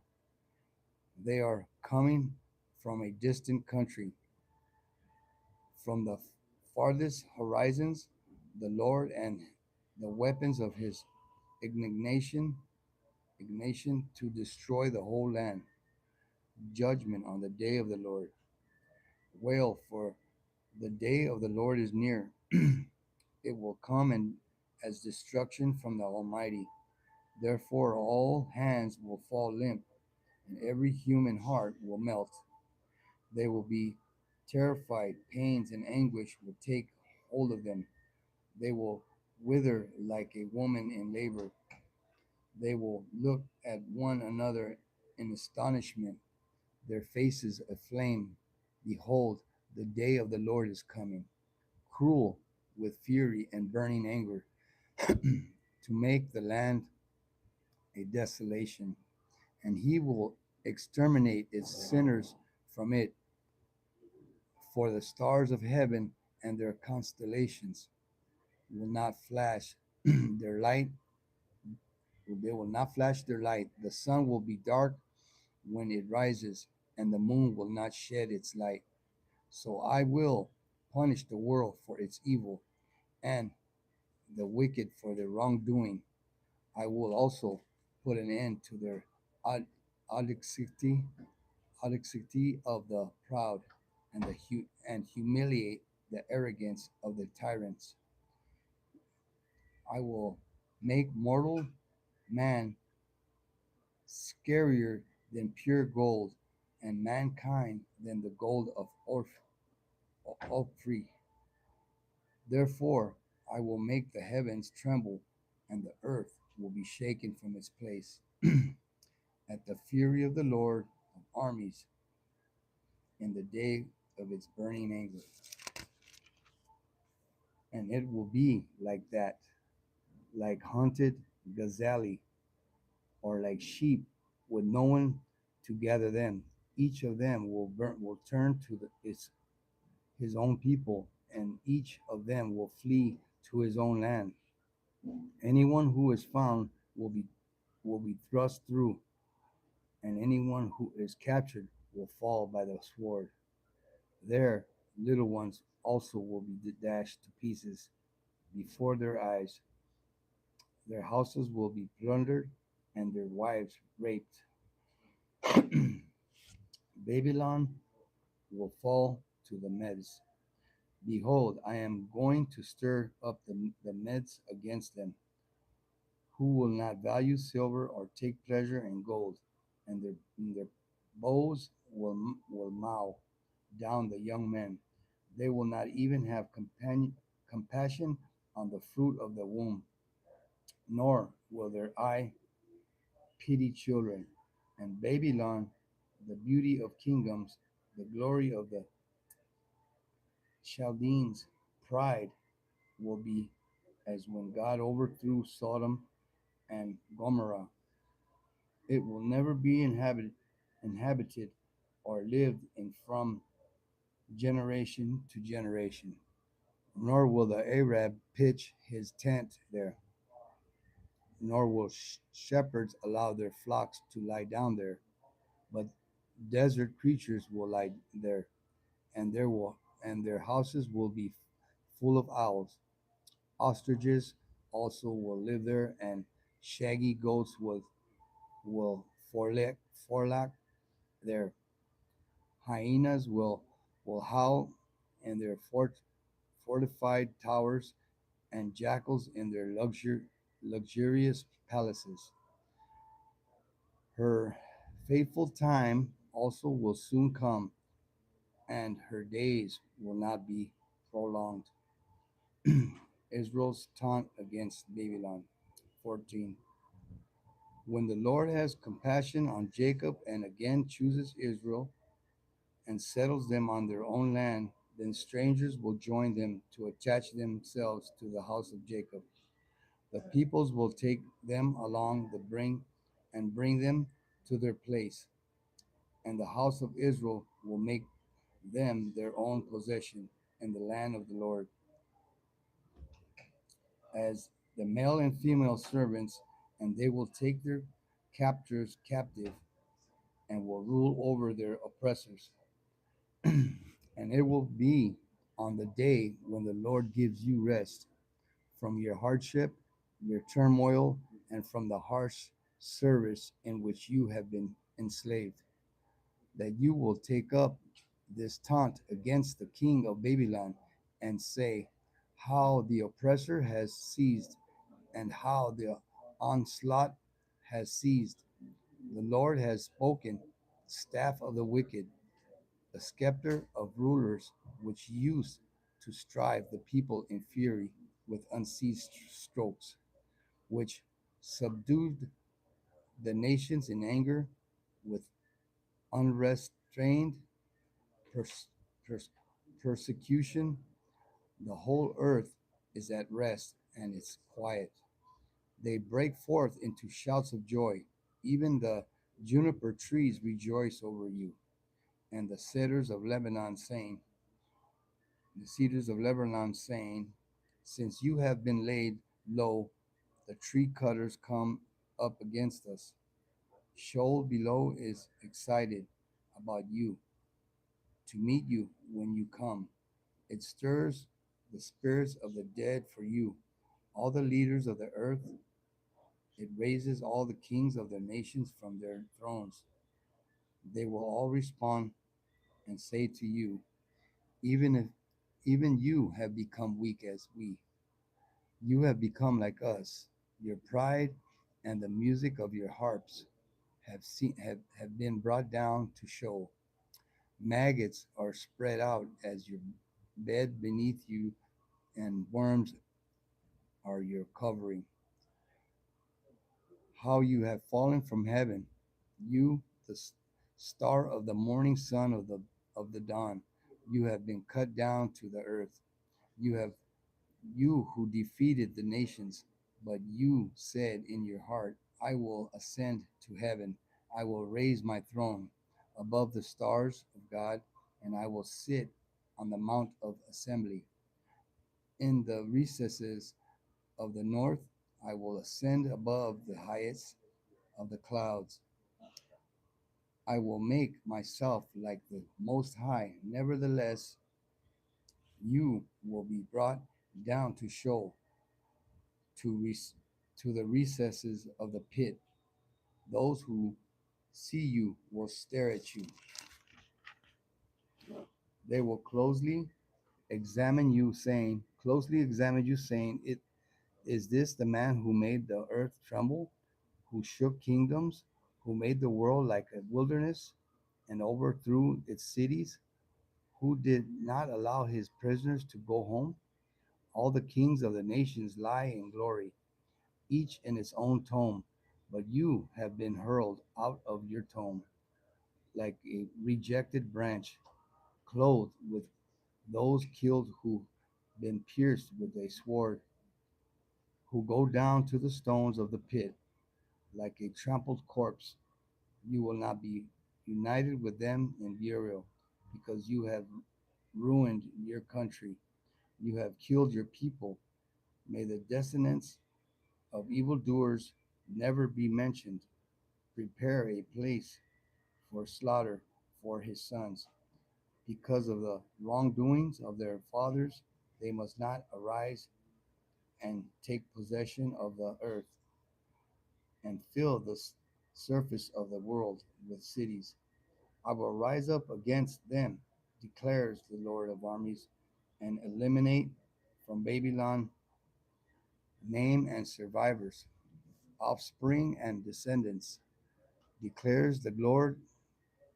I will also make it the property of the hedgehog and swamps of the water, and I will sweep it away with the broom of destruction, declares the Lord of armies. Judgment on Messiah. The Lord of armies has sworn, saying, Certainly, just as I have intended, so it happened, and just as I planned, so it will stand, to break Assyria in my land, and I will trample him on my mountains. Then his yoke will be removed from them, and his burdens removed from their shoulders. This is the plan devised against the entire earth, and this is his hand that stretched out for against all nations.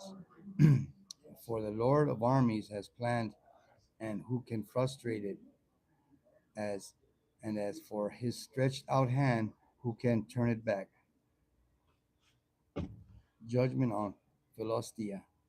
In the year that King Ahaz died, this pronouncement came: Do not rejoice, Philistia, all of you, because of the rod that struck you is broken.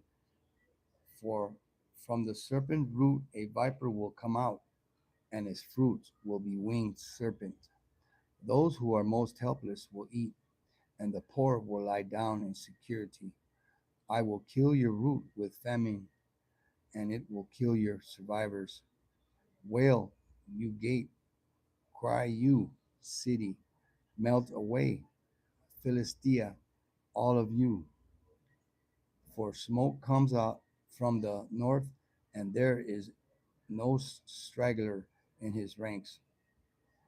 What answer will one give the messenger of the nation that Lord has founded Zion, and the poor of his people will take refuge in it. Judgment on Moab.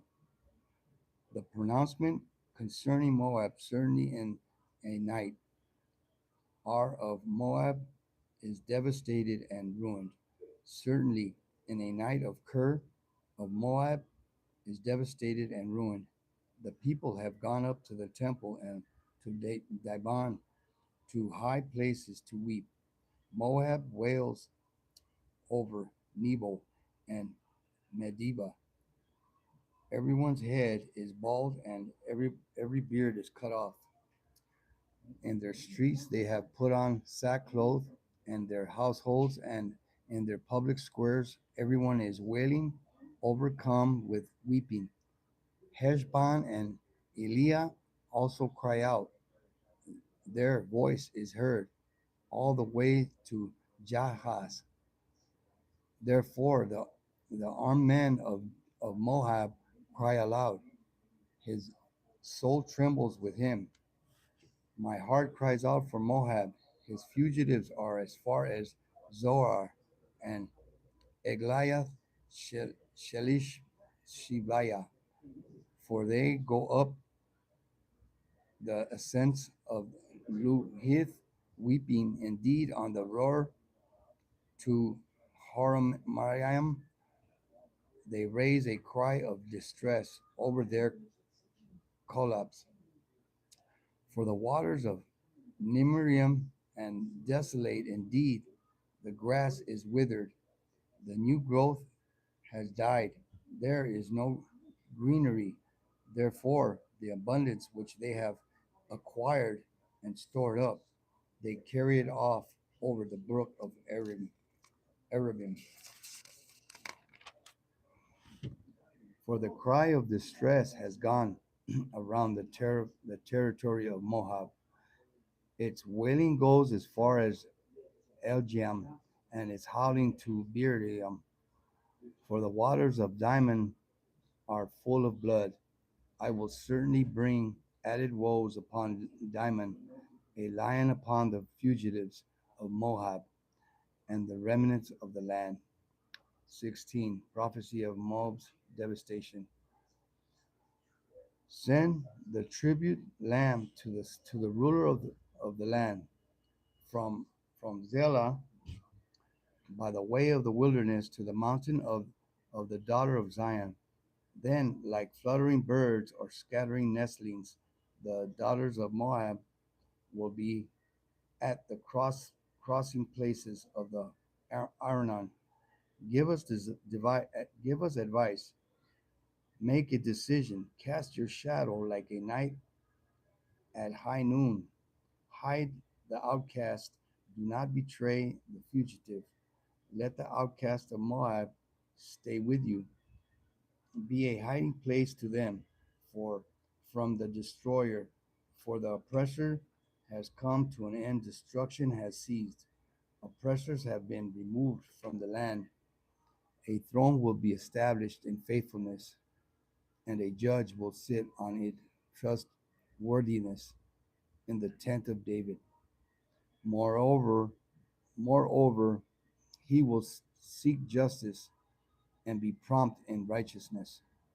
We have heard of the pride of Moab and excessive pride, even of his arrogance, pride and fury. His idle boasts are false. Therefore, Moab will wail. Everyone of Moab will wail. You will moan for the rising cakes of Ker Harish, as those who are utterly stricken. For the fields of Heshbon have weathered the vines of Shemaiah, and while the lords of the nations have trampled down its choice clusters, which reached as far as Jazar and wandered to the deserts. Its tendrils spread themselves out and passed over to the sea. Therefore I will weep bitterly for Jazar, for the vine of Sibmah. I will drench you with my tears, Heshbon and Eliah, for the For the shouting over your summer fruits and your harvest has fallen away. Gladness and joy are taken away from the fruitful field. In the vineyards also there will be no cries of joy for jubilant shouting. No treader treads out vine out wine in the presses, for I have made the shouting to cease. Therefore my inner being sounds like a harp for Moab, and my heart curreshes. So it will come out when Moab presents himself, when he tries himself upon his high place and comes to his sanctuary to pray, that he will not prevail. This is the word which is the Lord spoken earlier concerning Moab. But now the Lord has spoken, saying, within 3 years, as a hired worker would count them to the glory, Moab will come contemptible along with his great population, and his remnant will be very small and impotent. 17. Prophecy about Damascus. The pronouncement concerning Damascus: behold, Damascus is about to be removed from being a city and will become a fallen ruin. The cities of Ararat are abandoned. They will be for herds to lie down in, and there will be no one to frighten them. The fortified city will disappear from Ephraim, and sovereignty from Damascus. And the remnant of Aram, they will be like the glory of the sons of Israel, declares the Lord of armies. Now on that day, glory of Jacob will fade, and the fatness of his flesh will become lean. It will be like reaper gathering the standing grain, as his army, as his arm harvests the ears, or it will be like one gleaning ears of grain in the valley of Rephaim. Yet gleanings will be left in like shaking of an olive tree. Two or three olives on the topmost branch, or five of the branches of the fruitful tree, declares the Lord of God of Israel. On that day, man will look to his marker, and his eyes will look to the Holy One of Israel, and he will not look to the altars, the works of his hands, nor will he look to which his fingers have made, even the Ashrim and incense altars. On that day, their strong cities will be like abandoned places in the forest, or like branches which they abandoned before the sons of Israel, and the land will be desolation, for you have forgotten the God of your salvation, and have redeemed and have remembered the rock of your refuge. Therefore, you plant delightful plants and set them with vine shoots of the strange God. One of the on that day you planted, you carefully fenced it on in, and in the morning you bring your seed to blossom, but the harvest will flee on that day of illness and incurable pain. Oh, the uproar of many people who roar like the roaring of the seas, and the rumblings of the nations who rush on like the rumblings of the mighty waters. The nations rumble on like the rumbling of the many waters, but he will rebuke them, and they will flee far away and seize like chaff on the mountains before the wind, or like whirling dust before the gale. At evening time, behold, therefore, there is terror. Before morning, they will be gone. This will be a fate of those who plunder us and a lot of those who pillage us. 18. Message of Ethiopia. Woe to the land wearing wings, which lies beyond the rivers of Cush, which sends messengers by the sea. Even the papyrus vessels of the surface of the waters go swift messengers to the nation tall and smooth, to a people feared far and wide, a powerful and oppressive nation, whose land the rivers divided, all you who inhabited the world and live on earth. As soon as a flag is raised on the mountains, you will see it, and as soon as the trumpet is blown, you will hear it. For this is what the Lord has told me. I will quietly look from my dwelling place like dazzling heat in the sunshine, like a cloud of dew in the heat of harvest, for before the harvest, as soon as the bud blossoms and the flowers becomes like a ripening grape, he will cut off the, the shoots with pruning knives and remove and tear away the spreading branches.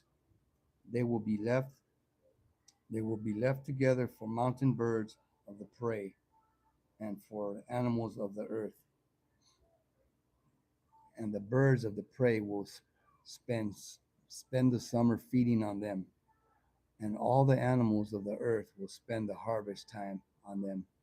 At the time, a gift of tribute will be brought to the Lord of armies from a people tall and smooth, from a people feared far and wide, a powerful and oppressive nation, whose land the rivers divide, to the place of the name of the Lord of armies, to Mount Zion. 19. The pronouncement concerning Egypt: Behold, the Lord is riding on a swift cloud and is about to come. The idols of Egypt will tremble, and his presence, and the heart of the Egyptians will melt within them. So I will excite Egyptians against Egyptians, incite Egyptians against Egyptians, and they will fight each against his brother and each against his neighbor. City against city and kingdom against kingdom.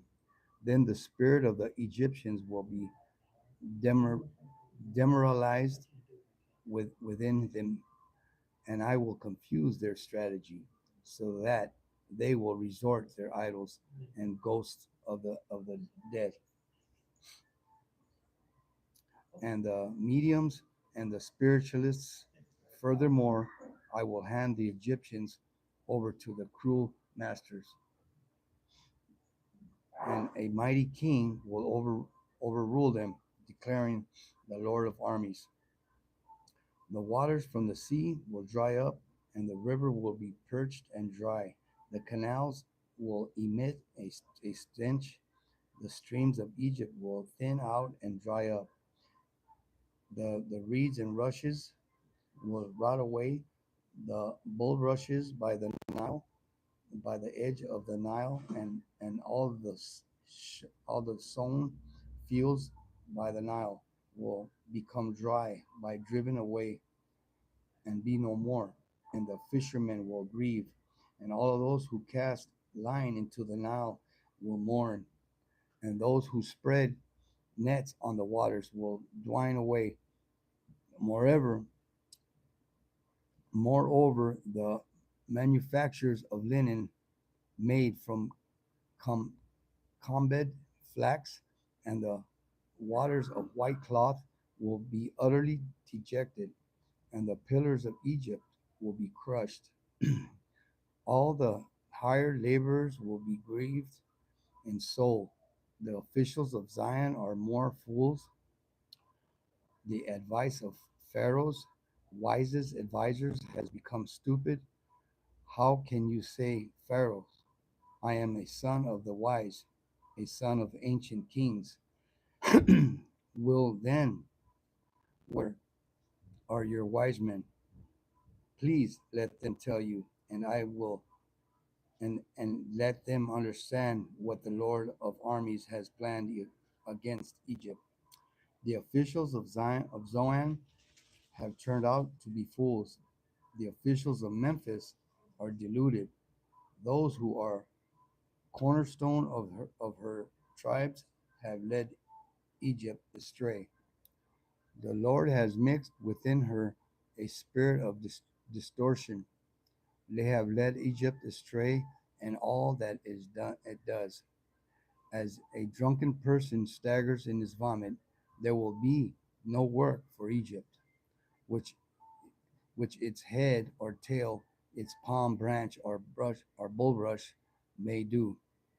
On that day the Egyptians will become like women, and they will tremble and be in great fear because of the wavering of the land of the Lord, the wavering of the hand of the Lord of armies, which he is going to wave over them.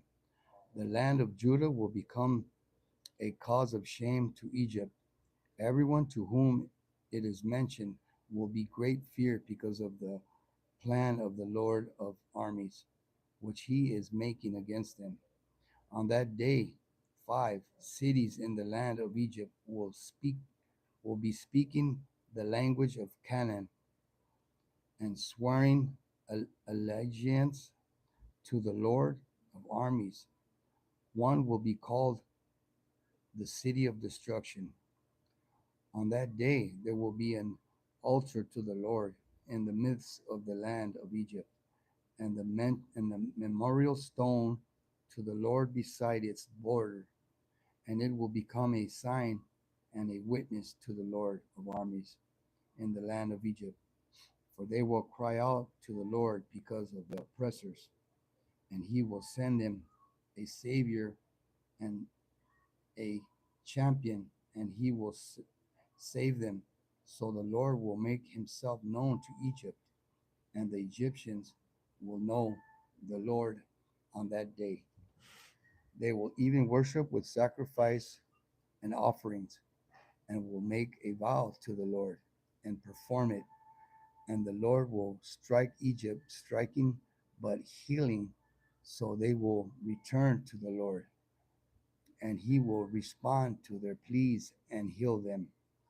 On that day, there will be a road from Egypt to Assyria, and the Assyrians will come into Egypt, and the Egyptians into Assyria, and the Egyptians will worship with the Assyrians. On that day, Israel will be the third party to Egypt, and Assyria a blessings in the midst of the earth, whom the Lord of armies have blessed, saying, Blessed is Egypt, my people, and Assyria the work of my hands, and Israel my inheritance. 20. Prophecy about Egypt and Ethiopia. In the year that the commander came to Ashad, Ashdod with Sargon, the king. Whenever you're ready. Okay. Whenever you're ready, bud. Okay.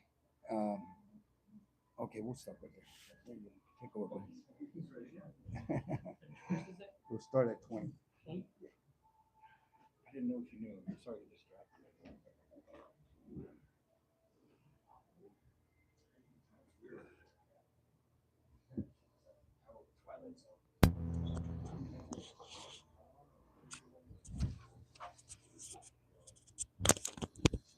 In the year that the commander came to Ashdod, when Sargon, the king of Assyria, sent him, and he fought against Ashdod and captured it. At that time, the Lord spoke through Isaiah the son of Amoz, saying, Go and loosen the sackcloth from your hips and take your sandals off your feet. And he did so, going naked and barefoot. Then the Lord said, even as my servant Isaiah has gone naked and barefoot for 3 years as a sign and symbol against Egypt and Cush.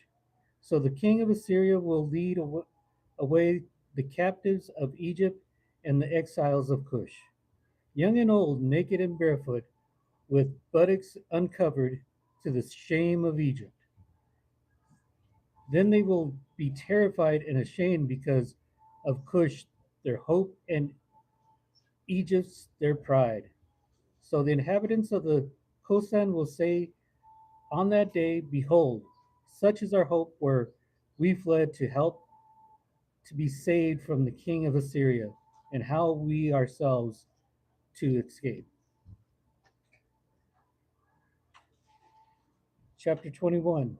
The pronouncement and concerning the wilderness of the sea, as windstorms in the Negev came in turn, it comes from the wilderness, from a terrifying land. A harsh vision has been shown to me. The treacherous one still deals treacherously, and the destroyer still destroys. Go up, Elam, lay siege to Media. I have put an end to all the groaning she has caused. For this reason, my lions are full of anguish. Pains have seized me like the pains of a woman in labor. I am so bewildered I cannot hear, so terrified I cannot see. My mind reels, horror overwhelms me. The twilight I long for has been turned into trembling for me. But this but they set the table, they spread out the cloth, they eat, they drink. Rise up, captains, oil the shields, for this is what the Lord says to me. Go station the lookout, have him report what he sees. When he sees a column of chariots, horsemen in pairs, a train of donkeys, a train of camels, he is to pay close attention, very close attention. Then the lookout called, Lord, I stand continually by the day of the watchtower. I am stationed every night at my guard post. Now behold, here comes a troop of riders, horsemen in pairs. And one said, Fallen, fallen is Babylon, and all the images of her gods are shattered on the ground. My downtrodden people and my afflicted of the threshing floor. What I have heard from the Lord of armies, the God of Israel, I make known to you. The pronouncement concerning Edom. One keeps calling to me from Seir, Watchman, how far gone is the night? Watchman, how far gone is the night? The watchman says, Morning comes, but also night.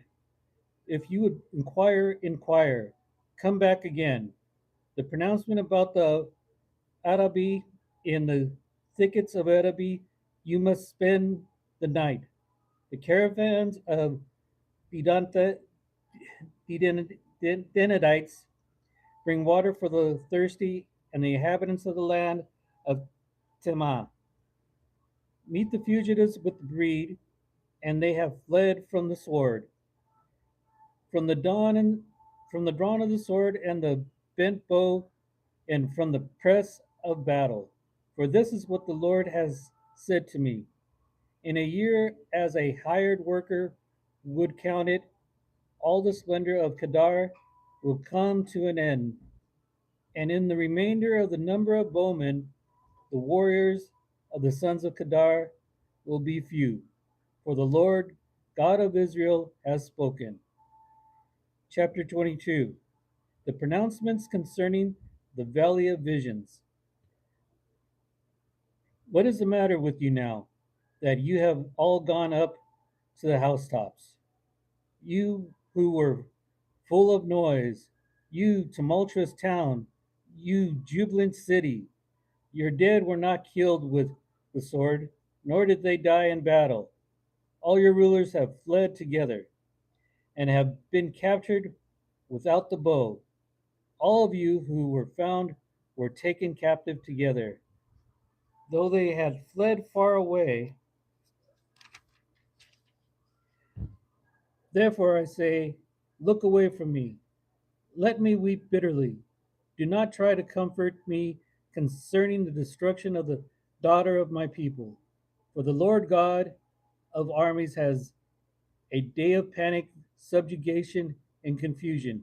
In the valley of vision, a breaking down of walls and a crying of the mountain. Elam picked up the quiver with the chariots, infantry, and horsemen, and Kir uncovered the shield. Then your choicest valleys were full of chariots, and the horsemen took position at the gate. And he removed the defense of Judea. On that day, you depended on the weapons in the house of the forest, and you saw that the breaches in the wall of the city of David were many, and you were collected the waters of the lower pool. Then you counted the houses of Jerusalem. You tore down the houses to fortify the wall, and you made a reserve between the two walls for the water and the old pool. But you did not depend on him who made it, nor did you take into consideration him who planned it long ago. Therefore, on that day, the Lord God of armies called you to weeping, to wailing, to shaving the head and the wearing as sackcloth. Instead, there is joy and jubilation, killing of the cattle and slaughtering of sheep, eating of meat and drinking of wine. Let's eat and drink, for tomorrow we may die. But the Lord of armies revealed himself to me. Certainly this is wrongdoing. Will not will not be forgiven you until you die, says the Lord God of armies. This is what the Lord of God of armies says. Come and go to the steward, to Sebna, who is in charge of the royal household. What right do you have to have here? And whom do you have here? That you have cut out the tomb for yourself here. You who cut out the tomb on the height, who you who crave you who carved a resting place for yourself in the rock. Behold, the Lord is about to hurl you violently, you strong man, and he is about to gas you in firmly and wrap you up tightly like a ball to be driven into the vast country. There you will die, and there your splendid chariots will be. You shame of your master's house. You will depose you from your office, and I will pull you down from your position. Then it will come about on that day that I will summon my servant, Elakim, the son of Hilkiah, and I will clothe him with your tunic and tie your sash securely around him. I will hand you authority over to him, and he will become father to the inhabitants of Jerusalem and to the house of Judea. Then I will put the key of the house of David on his shoulder. When he opens, no one will shut. When he shuts, no one will open.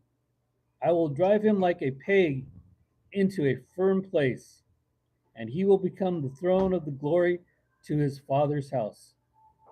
So they will hang on him all the glory of his father's house, and the offspring of the descendants, all the least of vessels, from bowls to all jars. One that day declares the Lord of armies, the peg driven into a firm place that will give way. It will even break off and fall, and the load that is hanging on it will be cut off, for the Lord has spoken. Chapter 23.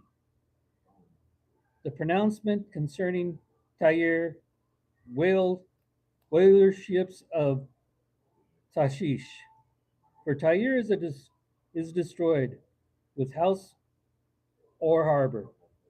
It is reported to them from the land of Cyprus, be silent, your inhabitants of the coastline, your, you merchants of Sidon, Your messengers crossed the sea and were on many waters.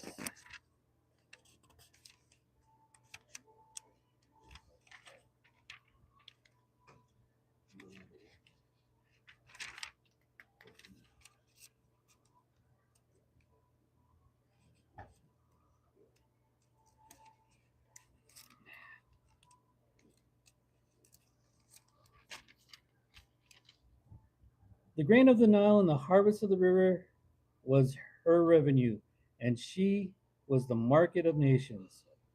Be ashamed, Shidon, for the sea speaks, the stronghold of the sea, saying, I have neither been in labor nor given birth. I have neither brought up young men nor raised virgins.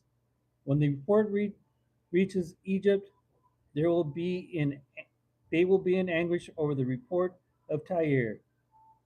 Pass over to Tashish, wail, you inhabitants of the coastland. This is your jubilant city whose origin is from antiquity, whose feet used to bring her to colonize distant places, who has planned this against Tyre, the bestower of crowns, whose merchants were princes, whose traders were the honored of the earth. The Lord of armies has planned it to defile the pride of all beauty, despise all the honored of the earth, overflow your land, overflow your lands like the Nile, your daughter of Takish. There is no more restraint. He has stretched his hands out over the sea. He has made the kingdoms tremble. The Lord has given command concerning Canaan to demolish its stronghold. He has said, you will not be jubilant anymore, you crushed virgin daughter of Sidon. Arise, pass over to Cyprus. Even there you will find no rest. Behold, the land of the Chaldeans. This is the people that did not exist. Assyria allocated it for desert creatures. They erected they erected the siege towers. They stripped its palaces. They made it ruin. Wail, you ships of Tashish, for your stronghold is destroyed. Now on that day Tyre will be forgotten for 70 years, like the days of one king. At the end of 70 years, it will happen to Tyre as in song of the prostitute. Take your harp, wander around the city, you forgotten prostitute. Pluck the strings skillfully, sing many songs, that you may be remembered. It will come about that the end of 70 years to the Lord will visit Tyre. Then she will go back to her prostitute's wages and commit prostitution with all the kingdoms in the face of the earth. Her profit and her prostitute's wages will be sacred to the Lord. It will not be stored up or hoarded, but her profit will become sufficient food and magnificent attire for those who dwell in the presence of the Lord. Chapter 24. Behold, the Lord says, lays, lays the earth waste, devastated, twist its surface, and scatter its inhabitants. And the people will be like the priests, the servants like his master, the female servant like her mistress, the buyer like the seller, the lender like the borrower, and the creditor like the debtor. The earth will be completely laid waste and completely plundered, for the Lord has spoken this word. The earth dries up and crumbles away. The mainland dries out and crumbles away. The exalted of the people earth dwindled. The earth also defiled by its inhabitants, for they violated laws, altered statutes, and broke the everlasting covenant. Therefore a curse devours the earth, and those living on it suffer for their guilt. Therefore, the inhabitants of the earth decrease in numbers, and few people are left. The new wine mourns, the vine decays, and the joyful hearted sigh. The joy of tambourines ceases. The noise of revelers stop. The joy of the harp ceases. They do not drink wine with song. Intoxicating drink is bitter to those who drink it. The city of chaos is broken down. Every house shut up so that no one may enter. There is an outcry in the streets concerning the wine. All joy turns to gloom. The joy of the earth is banished. Desolation is left in the city, and the gate is battered to ruins. For so it will be in the midst of the earth among the people as shaking of an olive oil tree. As the as the gleanings when the grapes harvest is over, they raise their voices and they shout for joy.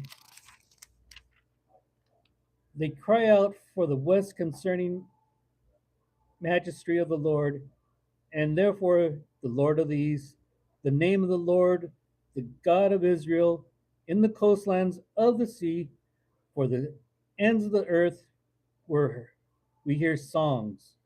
Glory to the righteous one. But I say, I am finished. I am finished. Woe to me.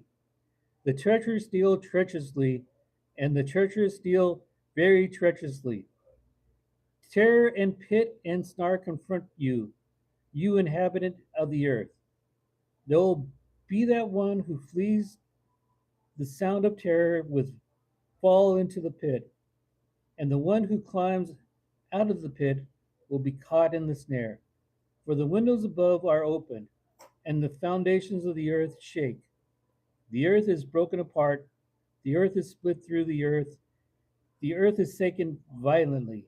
The earth trembles like a heavy drinker and sways like a hut, for it is wrongdoing is heavy upon it, and it will fall, never to rise again.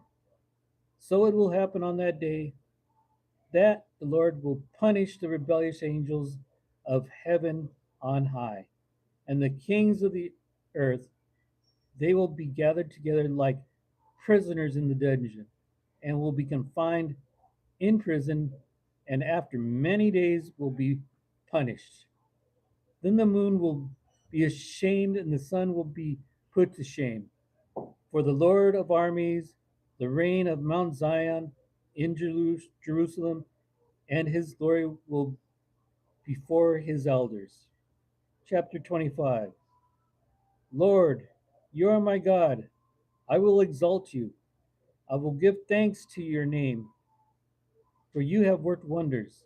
Plans formed long ago with perfect faithfulness, for you have turned a city into a heap, a fortified city into ruin, a palace of strangers, no longer a city. It will never be rebuilt. Therefore, a strong people will glorify you. Cities of ruthless nations will revere you, and for you have been a stronghold for the helpless, a stronghold for the poor is in his distress, a refuge from the storm, a shade from the heat. For the breath of the ruthless is like a rainstorm against a wall. Like heat in the dry land, you subdue the uproar of foreigners. Like heat by the shadow of a cloud, the song of the ruthless is silence. Now the Lord of armies will prepare a lavish banquet for all peoples of the mountain. The banquet of aged wine, choice pieces with marrow, and refined aged wine. And the mountain he will destroy the covering which is over all people, the veil which is stretched over all nations. He will swallow up death for all time, and the Lord God will wipe tears away from all faces, and he will remove the disgrace of his people for all earth. And for the Lord has spoken, it will be said on that day, behold, this is our God for whom we have waited, that he might save us. This is the Lord for whom we have waited. Let's rejoice and be glad in his salvation. For in the hand of the Lord will rest in this mountain, and Moab will be trampled down in his place, as straw is trampled down in the water of a manure pile, and he will spread out his hands in the middle of it, as a swimmer spreads out his hands to swim. But the Lord will lay low his pride together with the trickery of his hands, the unassailable fortification of your walls will bring down. Lay low and throw to the ground to the dust. Chapter 26. And on that day, this song will be sung by the land of Judea. We have a strong city. He sets up walls and ramparts for security. Open the gates that the righteous nation may enter. The one that remains faithful, the steadfast of mind, you will keep in perfect peace, because he trusts in you. Trust in the Lord forever, for in God the Lord we have an everlasting rock. For he has brought low those who dwell on high and the unassailable city. He lays it low, he lays it low to the ground. He cast it into dust. The foot will trample it, the feet of the poor, the steps of the helpless. The way of the righteous is smooth. O upright one, make the path of the righteous level. Indeed, while flowing the way of your judgment, Lord, you have waited for you eagerly.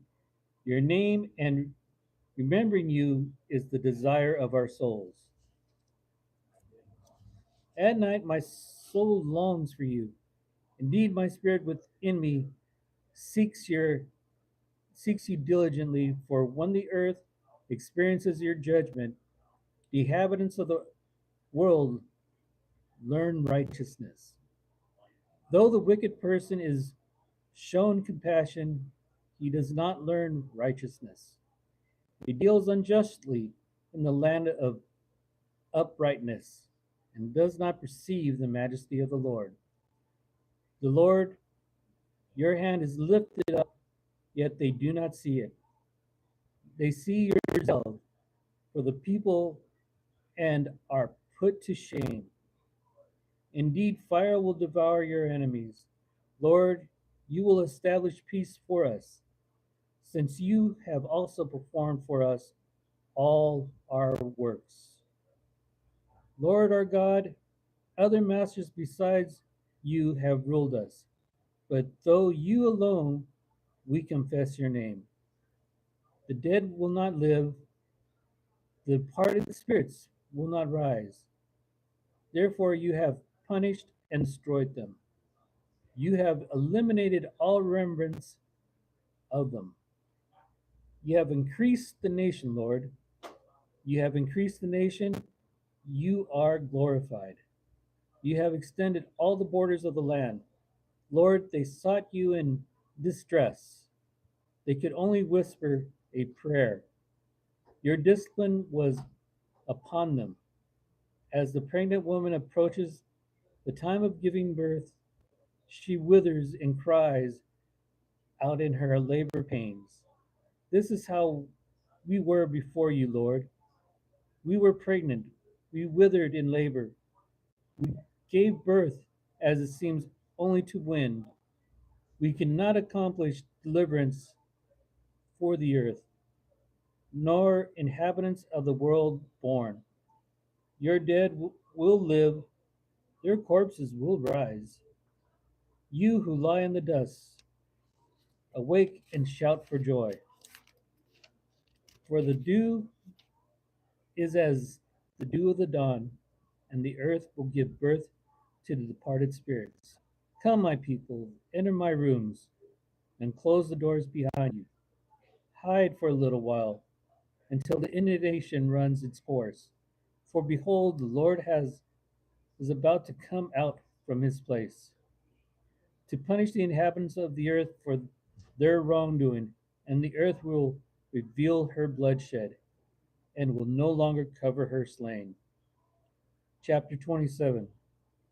On that day the Lord will punish Leviathan, the fleeing serpent, with his fierce and great mighty sword, even Leviathan, the twisted serpent, and he will kill the dragon who lives in the sea.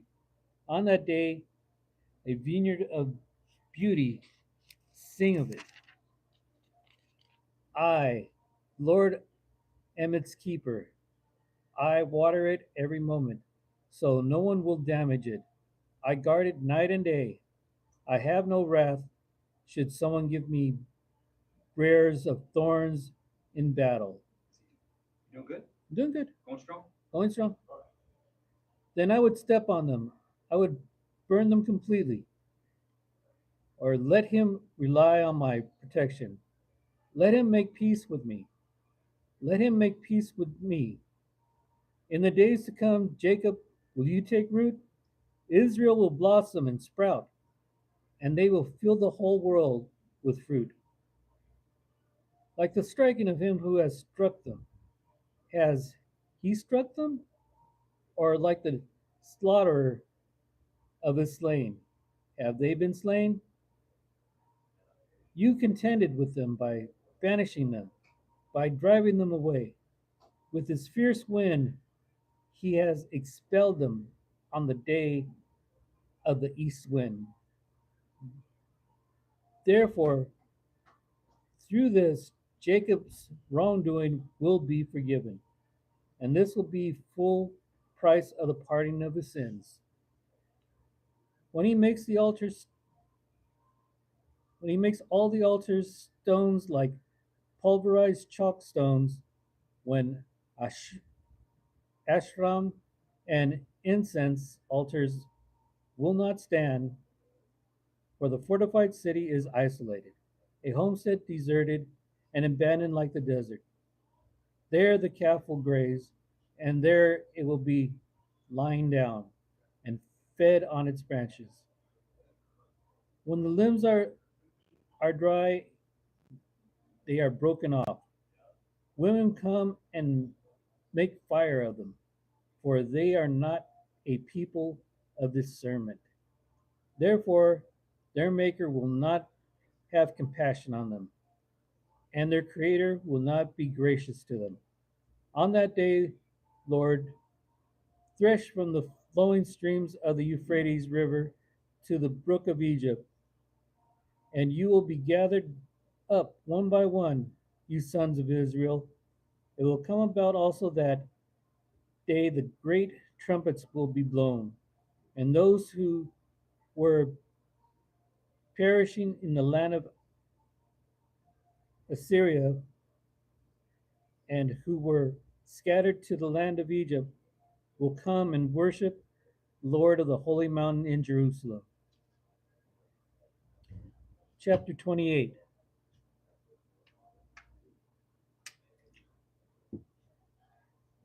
Woe to the proud crown of the habitual drunk of the Ephraim, and to the fading flowers of the glorious beauty which is the head of the fertile valley.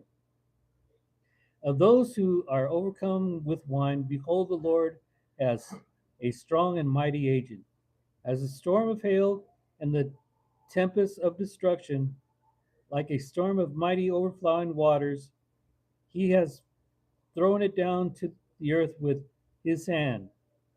The splendid crown of the habitual drunk of Ephraim is trampled underfoot, and the fading flower of the glorious beauty, which is the head of the fertile valley, will be like the first ripe fig prior to the summer.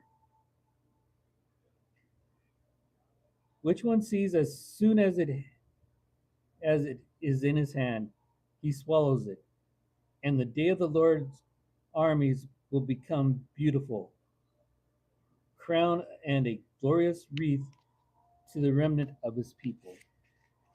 A spirit of justice for him who sits in judgment, a strength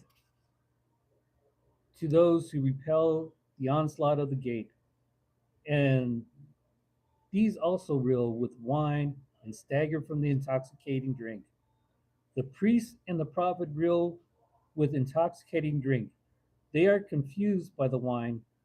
They stagger from the intoxicating drink. They reel while having visions. They stagger when rendering a verdict, for all tables are full of filthy vomit without a single clean place. To whom would he teach knowledge? And to whom would he interpret the message? This just weaned from milk, those just taken from the breast.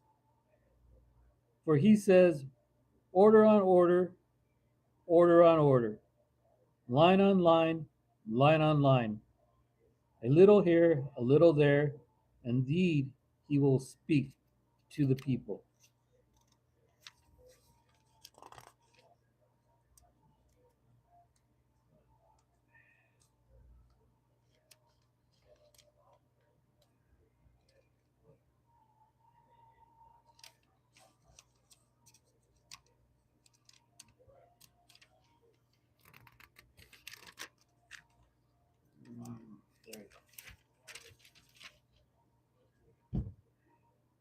Through stammering lips and foreign tongue, he who said to them, this is a place of quiet, give rest to the weary, and this is the resting place. But they would not listen. So the word of the Lord to them will be order on order, order on order, line on line, line on line, a little here, a little there, that they may go and stumble backward, be broken, snared, and taken captive. Therefore, hear the word of the Lord, you sufferers, who rule the people who are in Jerusalem. Because you have said, we have made a covenant with death, and with Sheol we have made a pact. The gushing flood will not reach us when it passes, because we have made falsehood our refuge, and we have concealed ourselves with deception. Therefore, this is what the Lord God says: behold, I am laying a stone in Zion, a tested stone, a precious cornerstone for the foundation firmly placed. The one who believes in it will not be disturbed. I will not make justice of the measuring line, and righteousness the level. Then hail will sweep away the refuge of lies, and the waters will overflow the secret place. Your covenant with death will be concealed, and your pact with Sheol will not stand. When the gusting flood passes through, then you will become its trampling ground. As often as it passes through, it will seize you. For the morning after morning, it will pass through. Anytime during the day of night, and it will be sheer terror to understand what it means. The bed is too short on which to stretch out, and the blanket is too small to wrap oneself. For the Lord will rise up as the Mount of Perazim. He will be stirred in the valley of Gideon to do his task, his unusual task, and to work his work, his extraordinary work. And now do not carry on as scoffers, or your shackles will be made stronger. For I have heard from the Lord God of armies, of decisive destruction on all the earth, listen and hear my voice. Pay attention and hear my words. Does the farmer plow continually to plant seed? Does he continually turn and break up his ground? Does he not level its surface and sow dill and scatter cumin and plant wheat in rows, barley in its place, and rye in its areas? For his God instructs and teaches him properly. For dill is not threshed with a threshing sledge, nor is the cartwheel driven over cumin. But dill is beaten out with a rod, and cumin with a club. Grain for bread is crushed. Indeed, he does not continue to thresh it forever. Because the wheel of his cart and his horse eventually damage it, he does not thresh it longer. This also comes from the Lord's army, who has come his counsel wonderful and his wisdom great. Chapter 29. Woe, Ariel, Ariel, the city where David once camped. Add year to year. Keep your feasts on schedule. I will bring distress on to Ariel, and she will be a city of grieving and mourning, and she will be like an Ariel to me. I will camp against you, encircling you, and I will set up siege works against you, and I will raise up battle towers against you. Then you will be brought low. From the earth you will speak, and from the dust where you were prostrate, your words will come. The voice will also be like that of the Spirit from the ground, and your speech will whisper from the dust.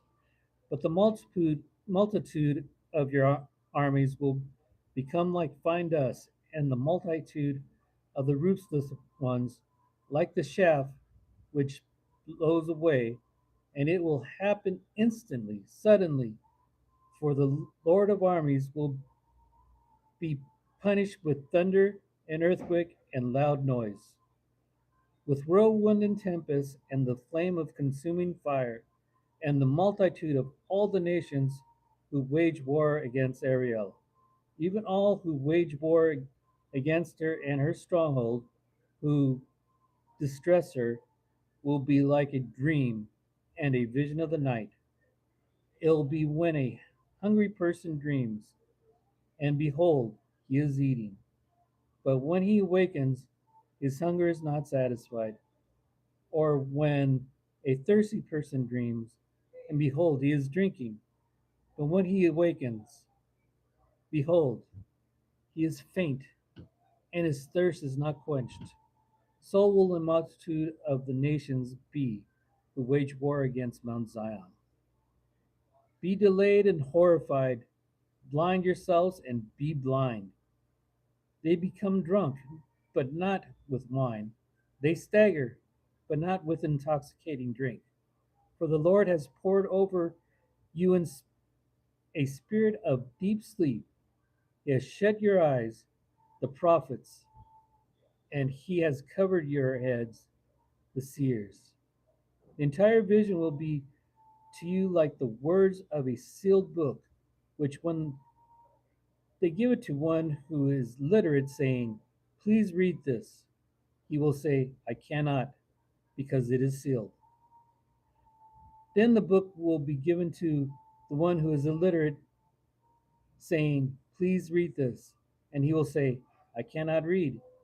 Then the Lord said, "Because this people approach me with their words and honor me with their lips, but their hearts is far away from me, and their reverence of me consists of the commandment of men that is taught.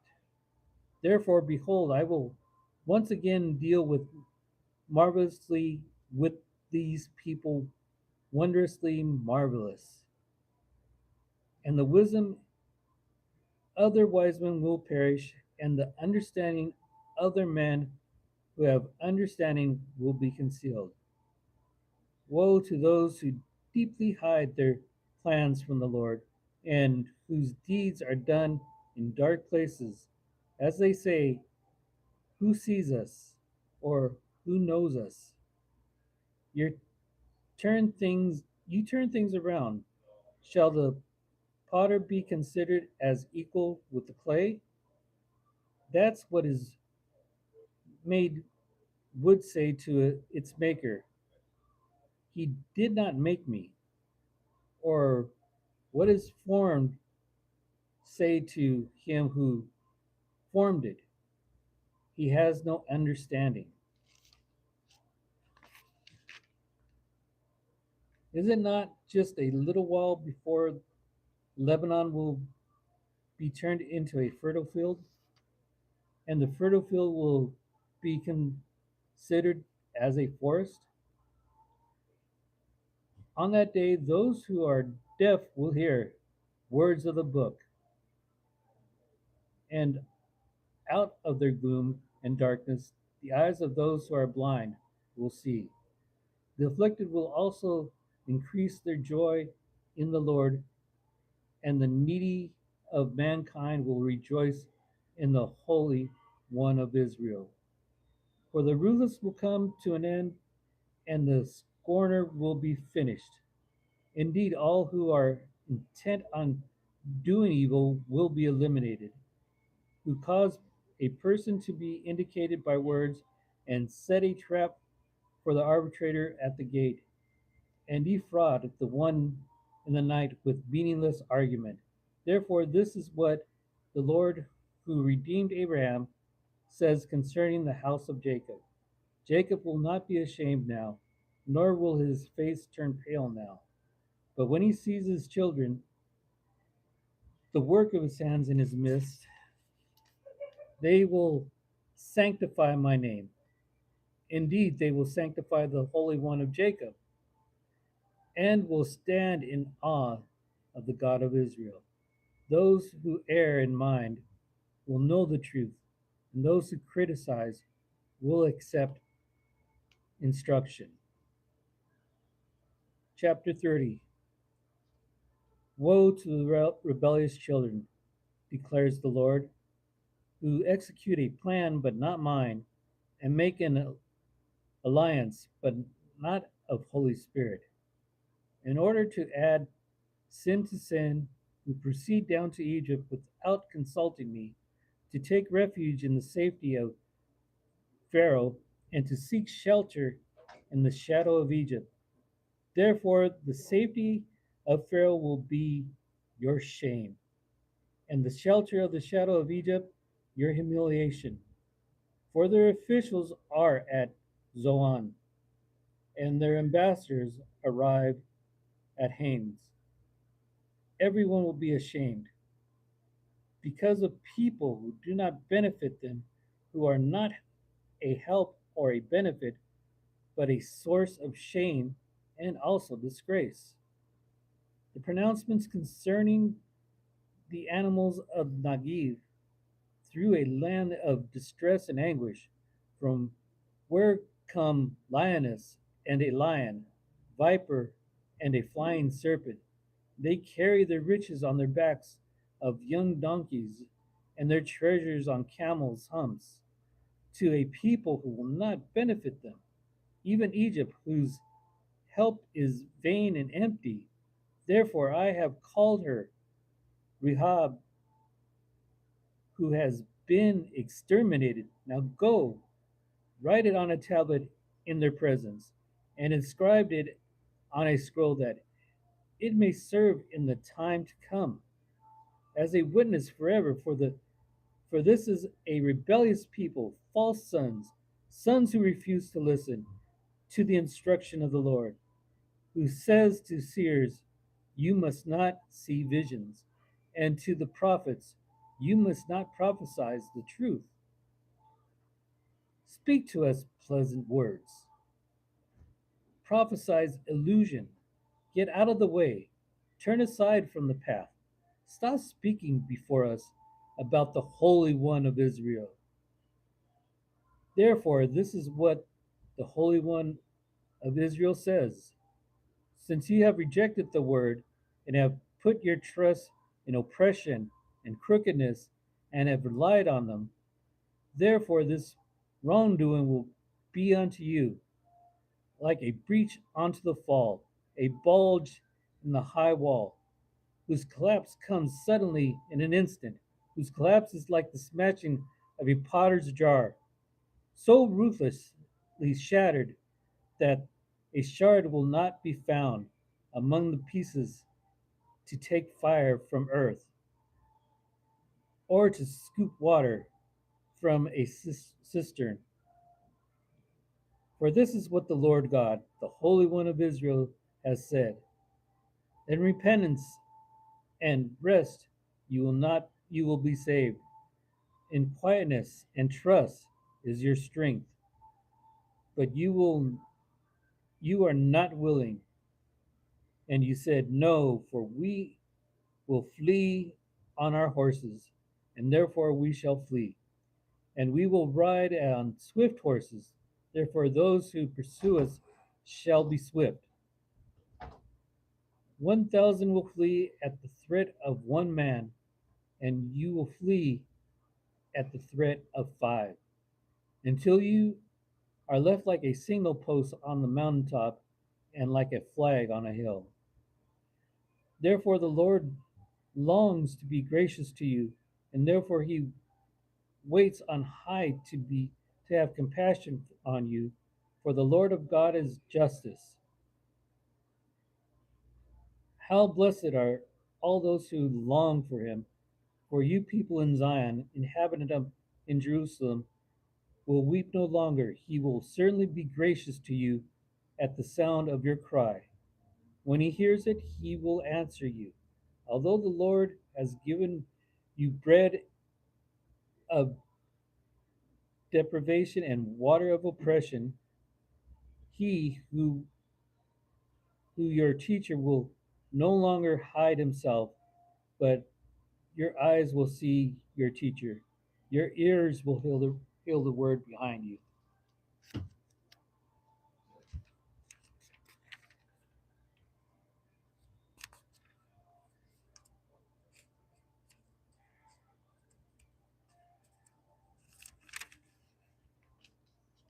His rock will pass away because of panic,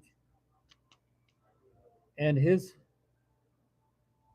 officers will be terrified by the flag, declares the Lord, whose fire is in Zion and whose furnace is in Jerusalem. Chapter 32. Behold, a king will reign righteously, and officials will rule justly. Each will be like a refuge from the wind and a shelter from the storm, like streams of water in a dry country, like the shade of a huge rock in an exhausted land. Then the eyes of those who see will not be blinded, and the ears of those who hear will listen. The mind of the rash will discern the truth, and the tongue of the stammerers will hurry to speak clearly. No longer will the fool be called mobile, or the rogue be spoken of as generous. For a fool speaks nonsense, and his heart inclines towards wickedness, to practice ungodliness, and to speak error against the Lord, to keep the hungry person unsatisfied, and to withhold drink from the thirsty. As for a rogue, his weapons are evil. He, di- he devises wicked schemes to destroy the poor with slander, even though the needy one speaks what is right, but the noble person devises noble plans, and the noble plans he stands. Rise up, you women who are at ease and hear my voice. Listen to my word. Your complacent daughters within a year and a few days will be troubled. Your complacent daughters, for the vintage is ended, and the fruit gathering will not come. Tremble, you women who are at ease. Be troubled. Your complacent daughters strip, undress, and put sackcloth on your waist. Beat your breasts for the pleasant fields, for the fruitful wine, for the land of my people, in which thorns and briars will come up. Indeed, for all the joyful houses, and for the jubilant city, for the palace has been neglected, the populated city abandoned, hill and watchtower have become caves forever, a delight for wild donkeys, a pasture for flocks, until the Spirit is poured out upon us from on high, and the wilderness becomes a fertile field, and a fertile field is considered as a forest. Then justice will dwell in the wilderness, and a righteousness will remain in the fertile field, and the work of the righteousness will be peace, and the service of the righteousness quietness and confidence forever. Then my people will live in a peaceful settlement, in secure dwellings, and in undisturbed resting places. And it will hail when the forest comes down, and the city will be utterly laid low. How blessed will be you who sow beside all waters, who let the ox and the donkey out freely. Woe to you, destroyer, while you were not destroyed, and he who is treacherous, while others did not deal treacherously with him. As soon as you finish destroying, you will be destroyed. As soon as you cease to deal treacherously, others will deal treacherously with you. Lord, be gracious to us. We have waited for you. Be their strength every morning, our salvation also in this time of distress. At the sound of the roar of peoples flee. At the lifting up of yourself, nations disperse.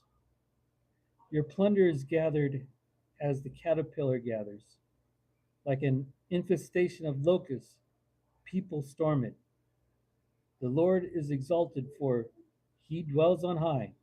He has filled Zion with justice and righteousness, and he will be the stability of our times, a wealth and salvation, wisdom and knowledge.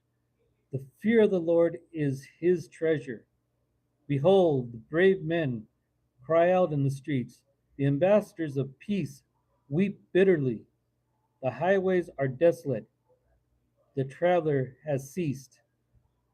He has broken the covenant. He has despised the cities.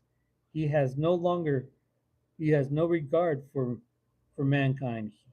The land mourns and wastes away. Lebanon is shamed and withers. Sharon is like a desert plain, and Bashan and Camel lose their foliage. Now I will arise, says the Lord. Now I will be exalted. Now I will be lifted. You have conceived chaff. You will give birth to stubble. My breath will consume you like a fire. The people will be burned to the lime, like cut thorns which are burned in the fire. You who are far away, hear what I have done, and you who are near acknowledge my might. The sinners in Zion are terrified.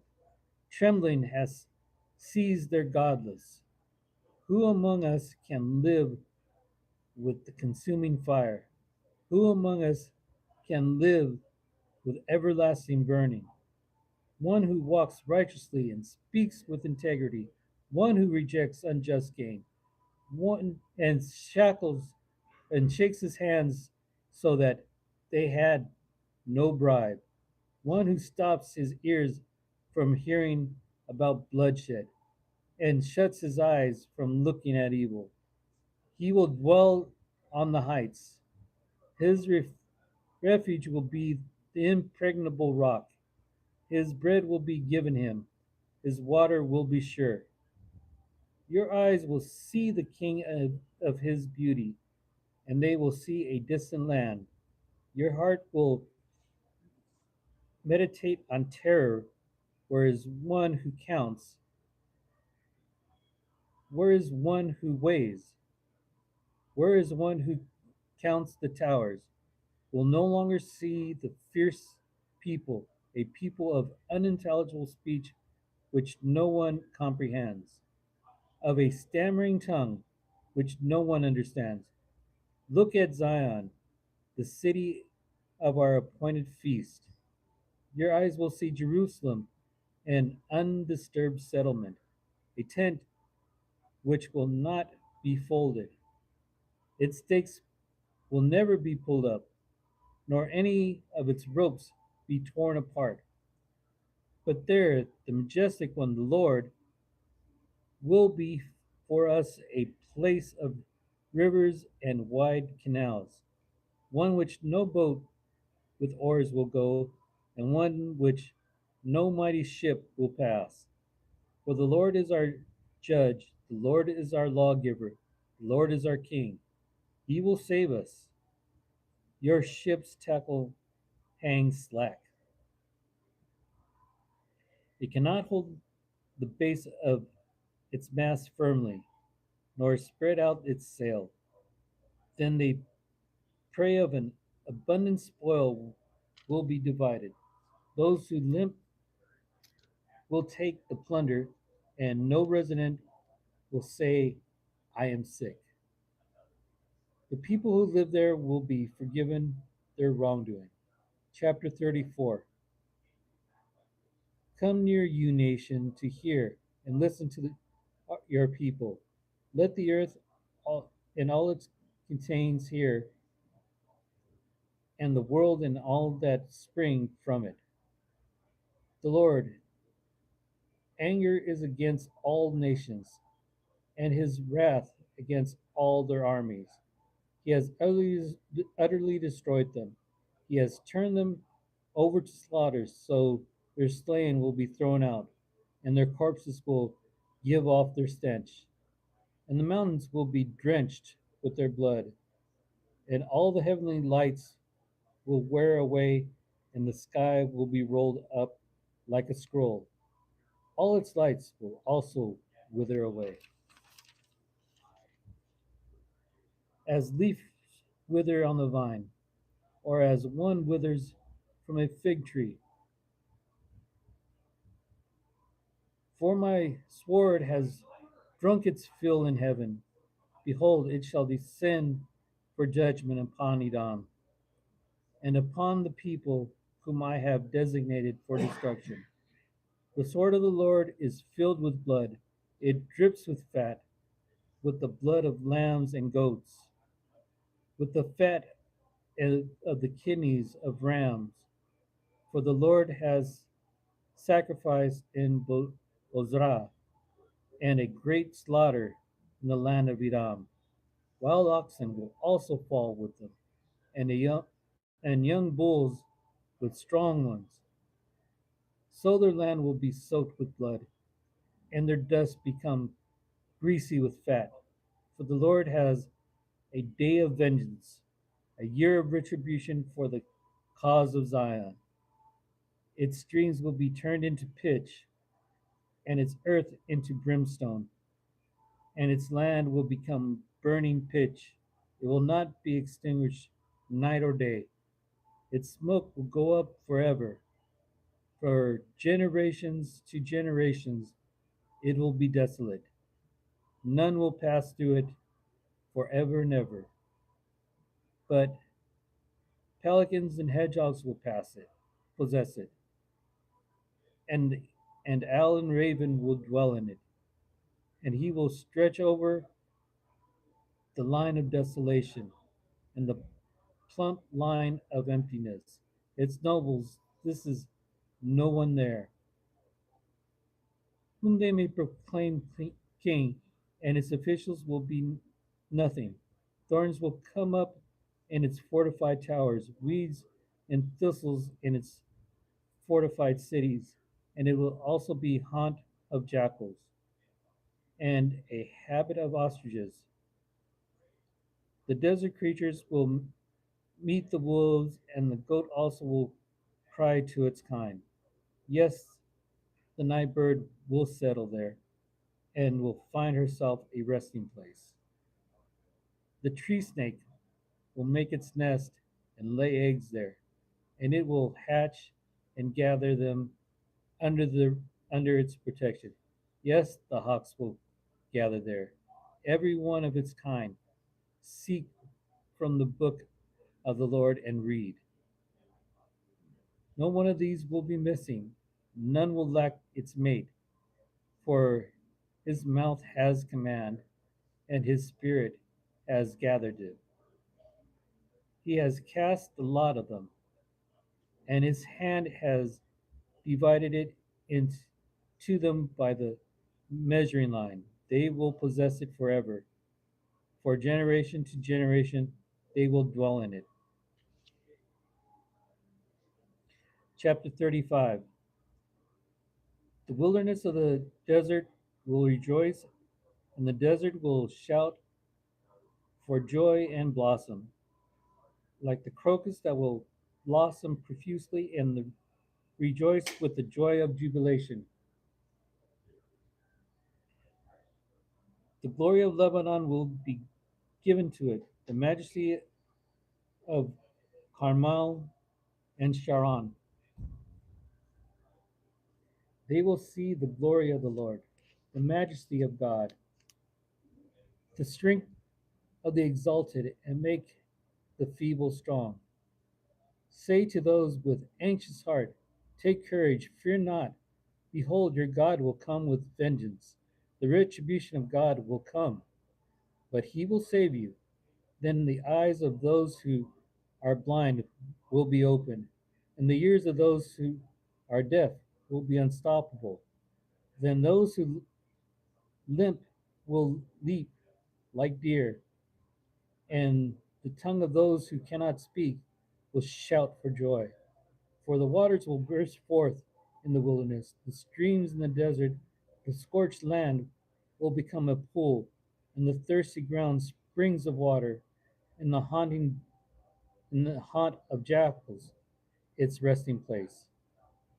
Grass becomes reeds and rushes, and a highway will be there, a roadway.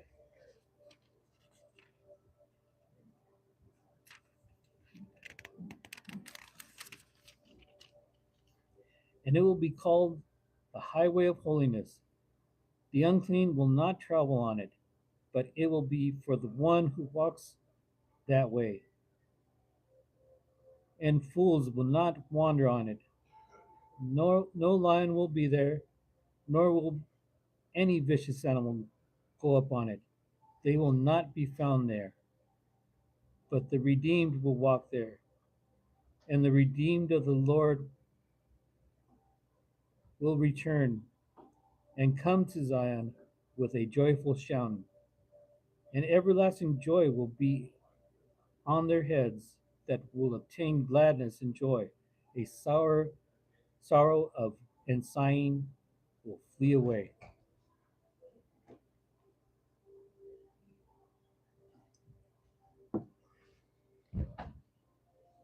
Chapter 36. Now in the 14th year of King Hezekiah, Sennacherib, king of Assyria, marched against all of the fortified cities of Judea and seized them. And the king of Assyria sent Rabsakad from the Lachish to Jerusalem to King Hezekiah with a large army, and he stood by the conduit of the upper pool on the road to the fullest ruler's field, fuller's field. Then Alakim, the son of Helikah, who was over the household, and the Sebna, the scribe, and Joah, the son of Asaph, the secretary, went out to him. And, and Rabshakeh said to them, say now to Hezekiah, this is what the great king, the king of Assyria, says. What is this confidence that you have?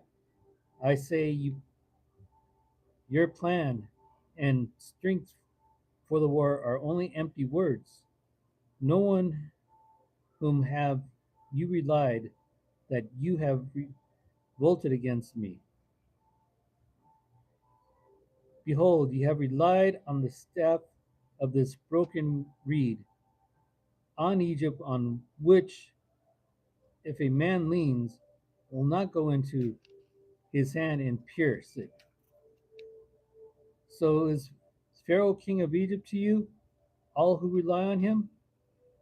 But if you say to me, we trust the Lord of our God, is it not he whose high place and whose altars Hezekiah has taken away and has said to Judea and Jerusalem, you shall worship before this altar, and then come and make wager with him, with my master of the king of Assyria. I will give you 2,000 horses if you are able on your part to put riders on them. Even then, can you drive back even one official of the least of my master's servants and rely on Egypt for chariots and horsemen? And have I now come up without the Lord's approval against the land to destroy it? The Lord said to me, go up against this land and destroy it.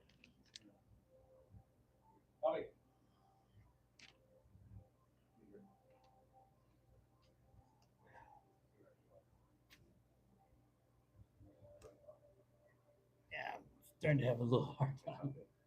Um, I'm right here in 36. Okay.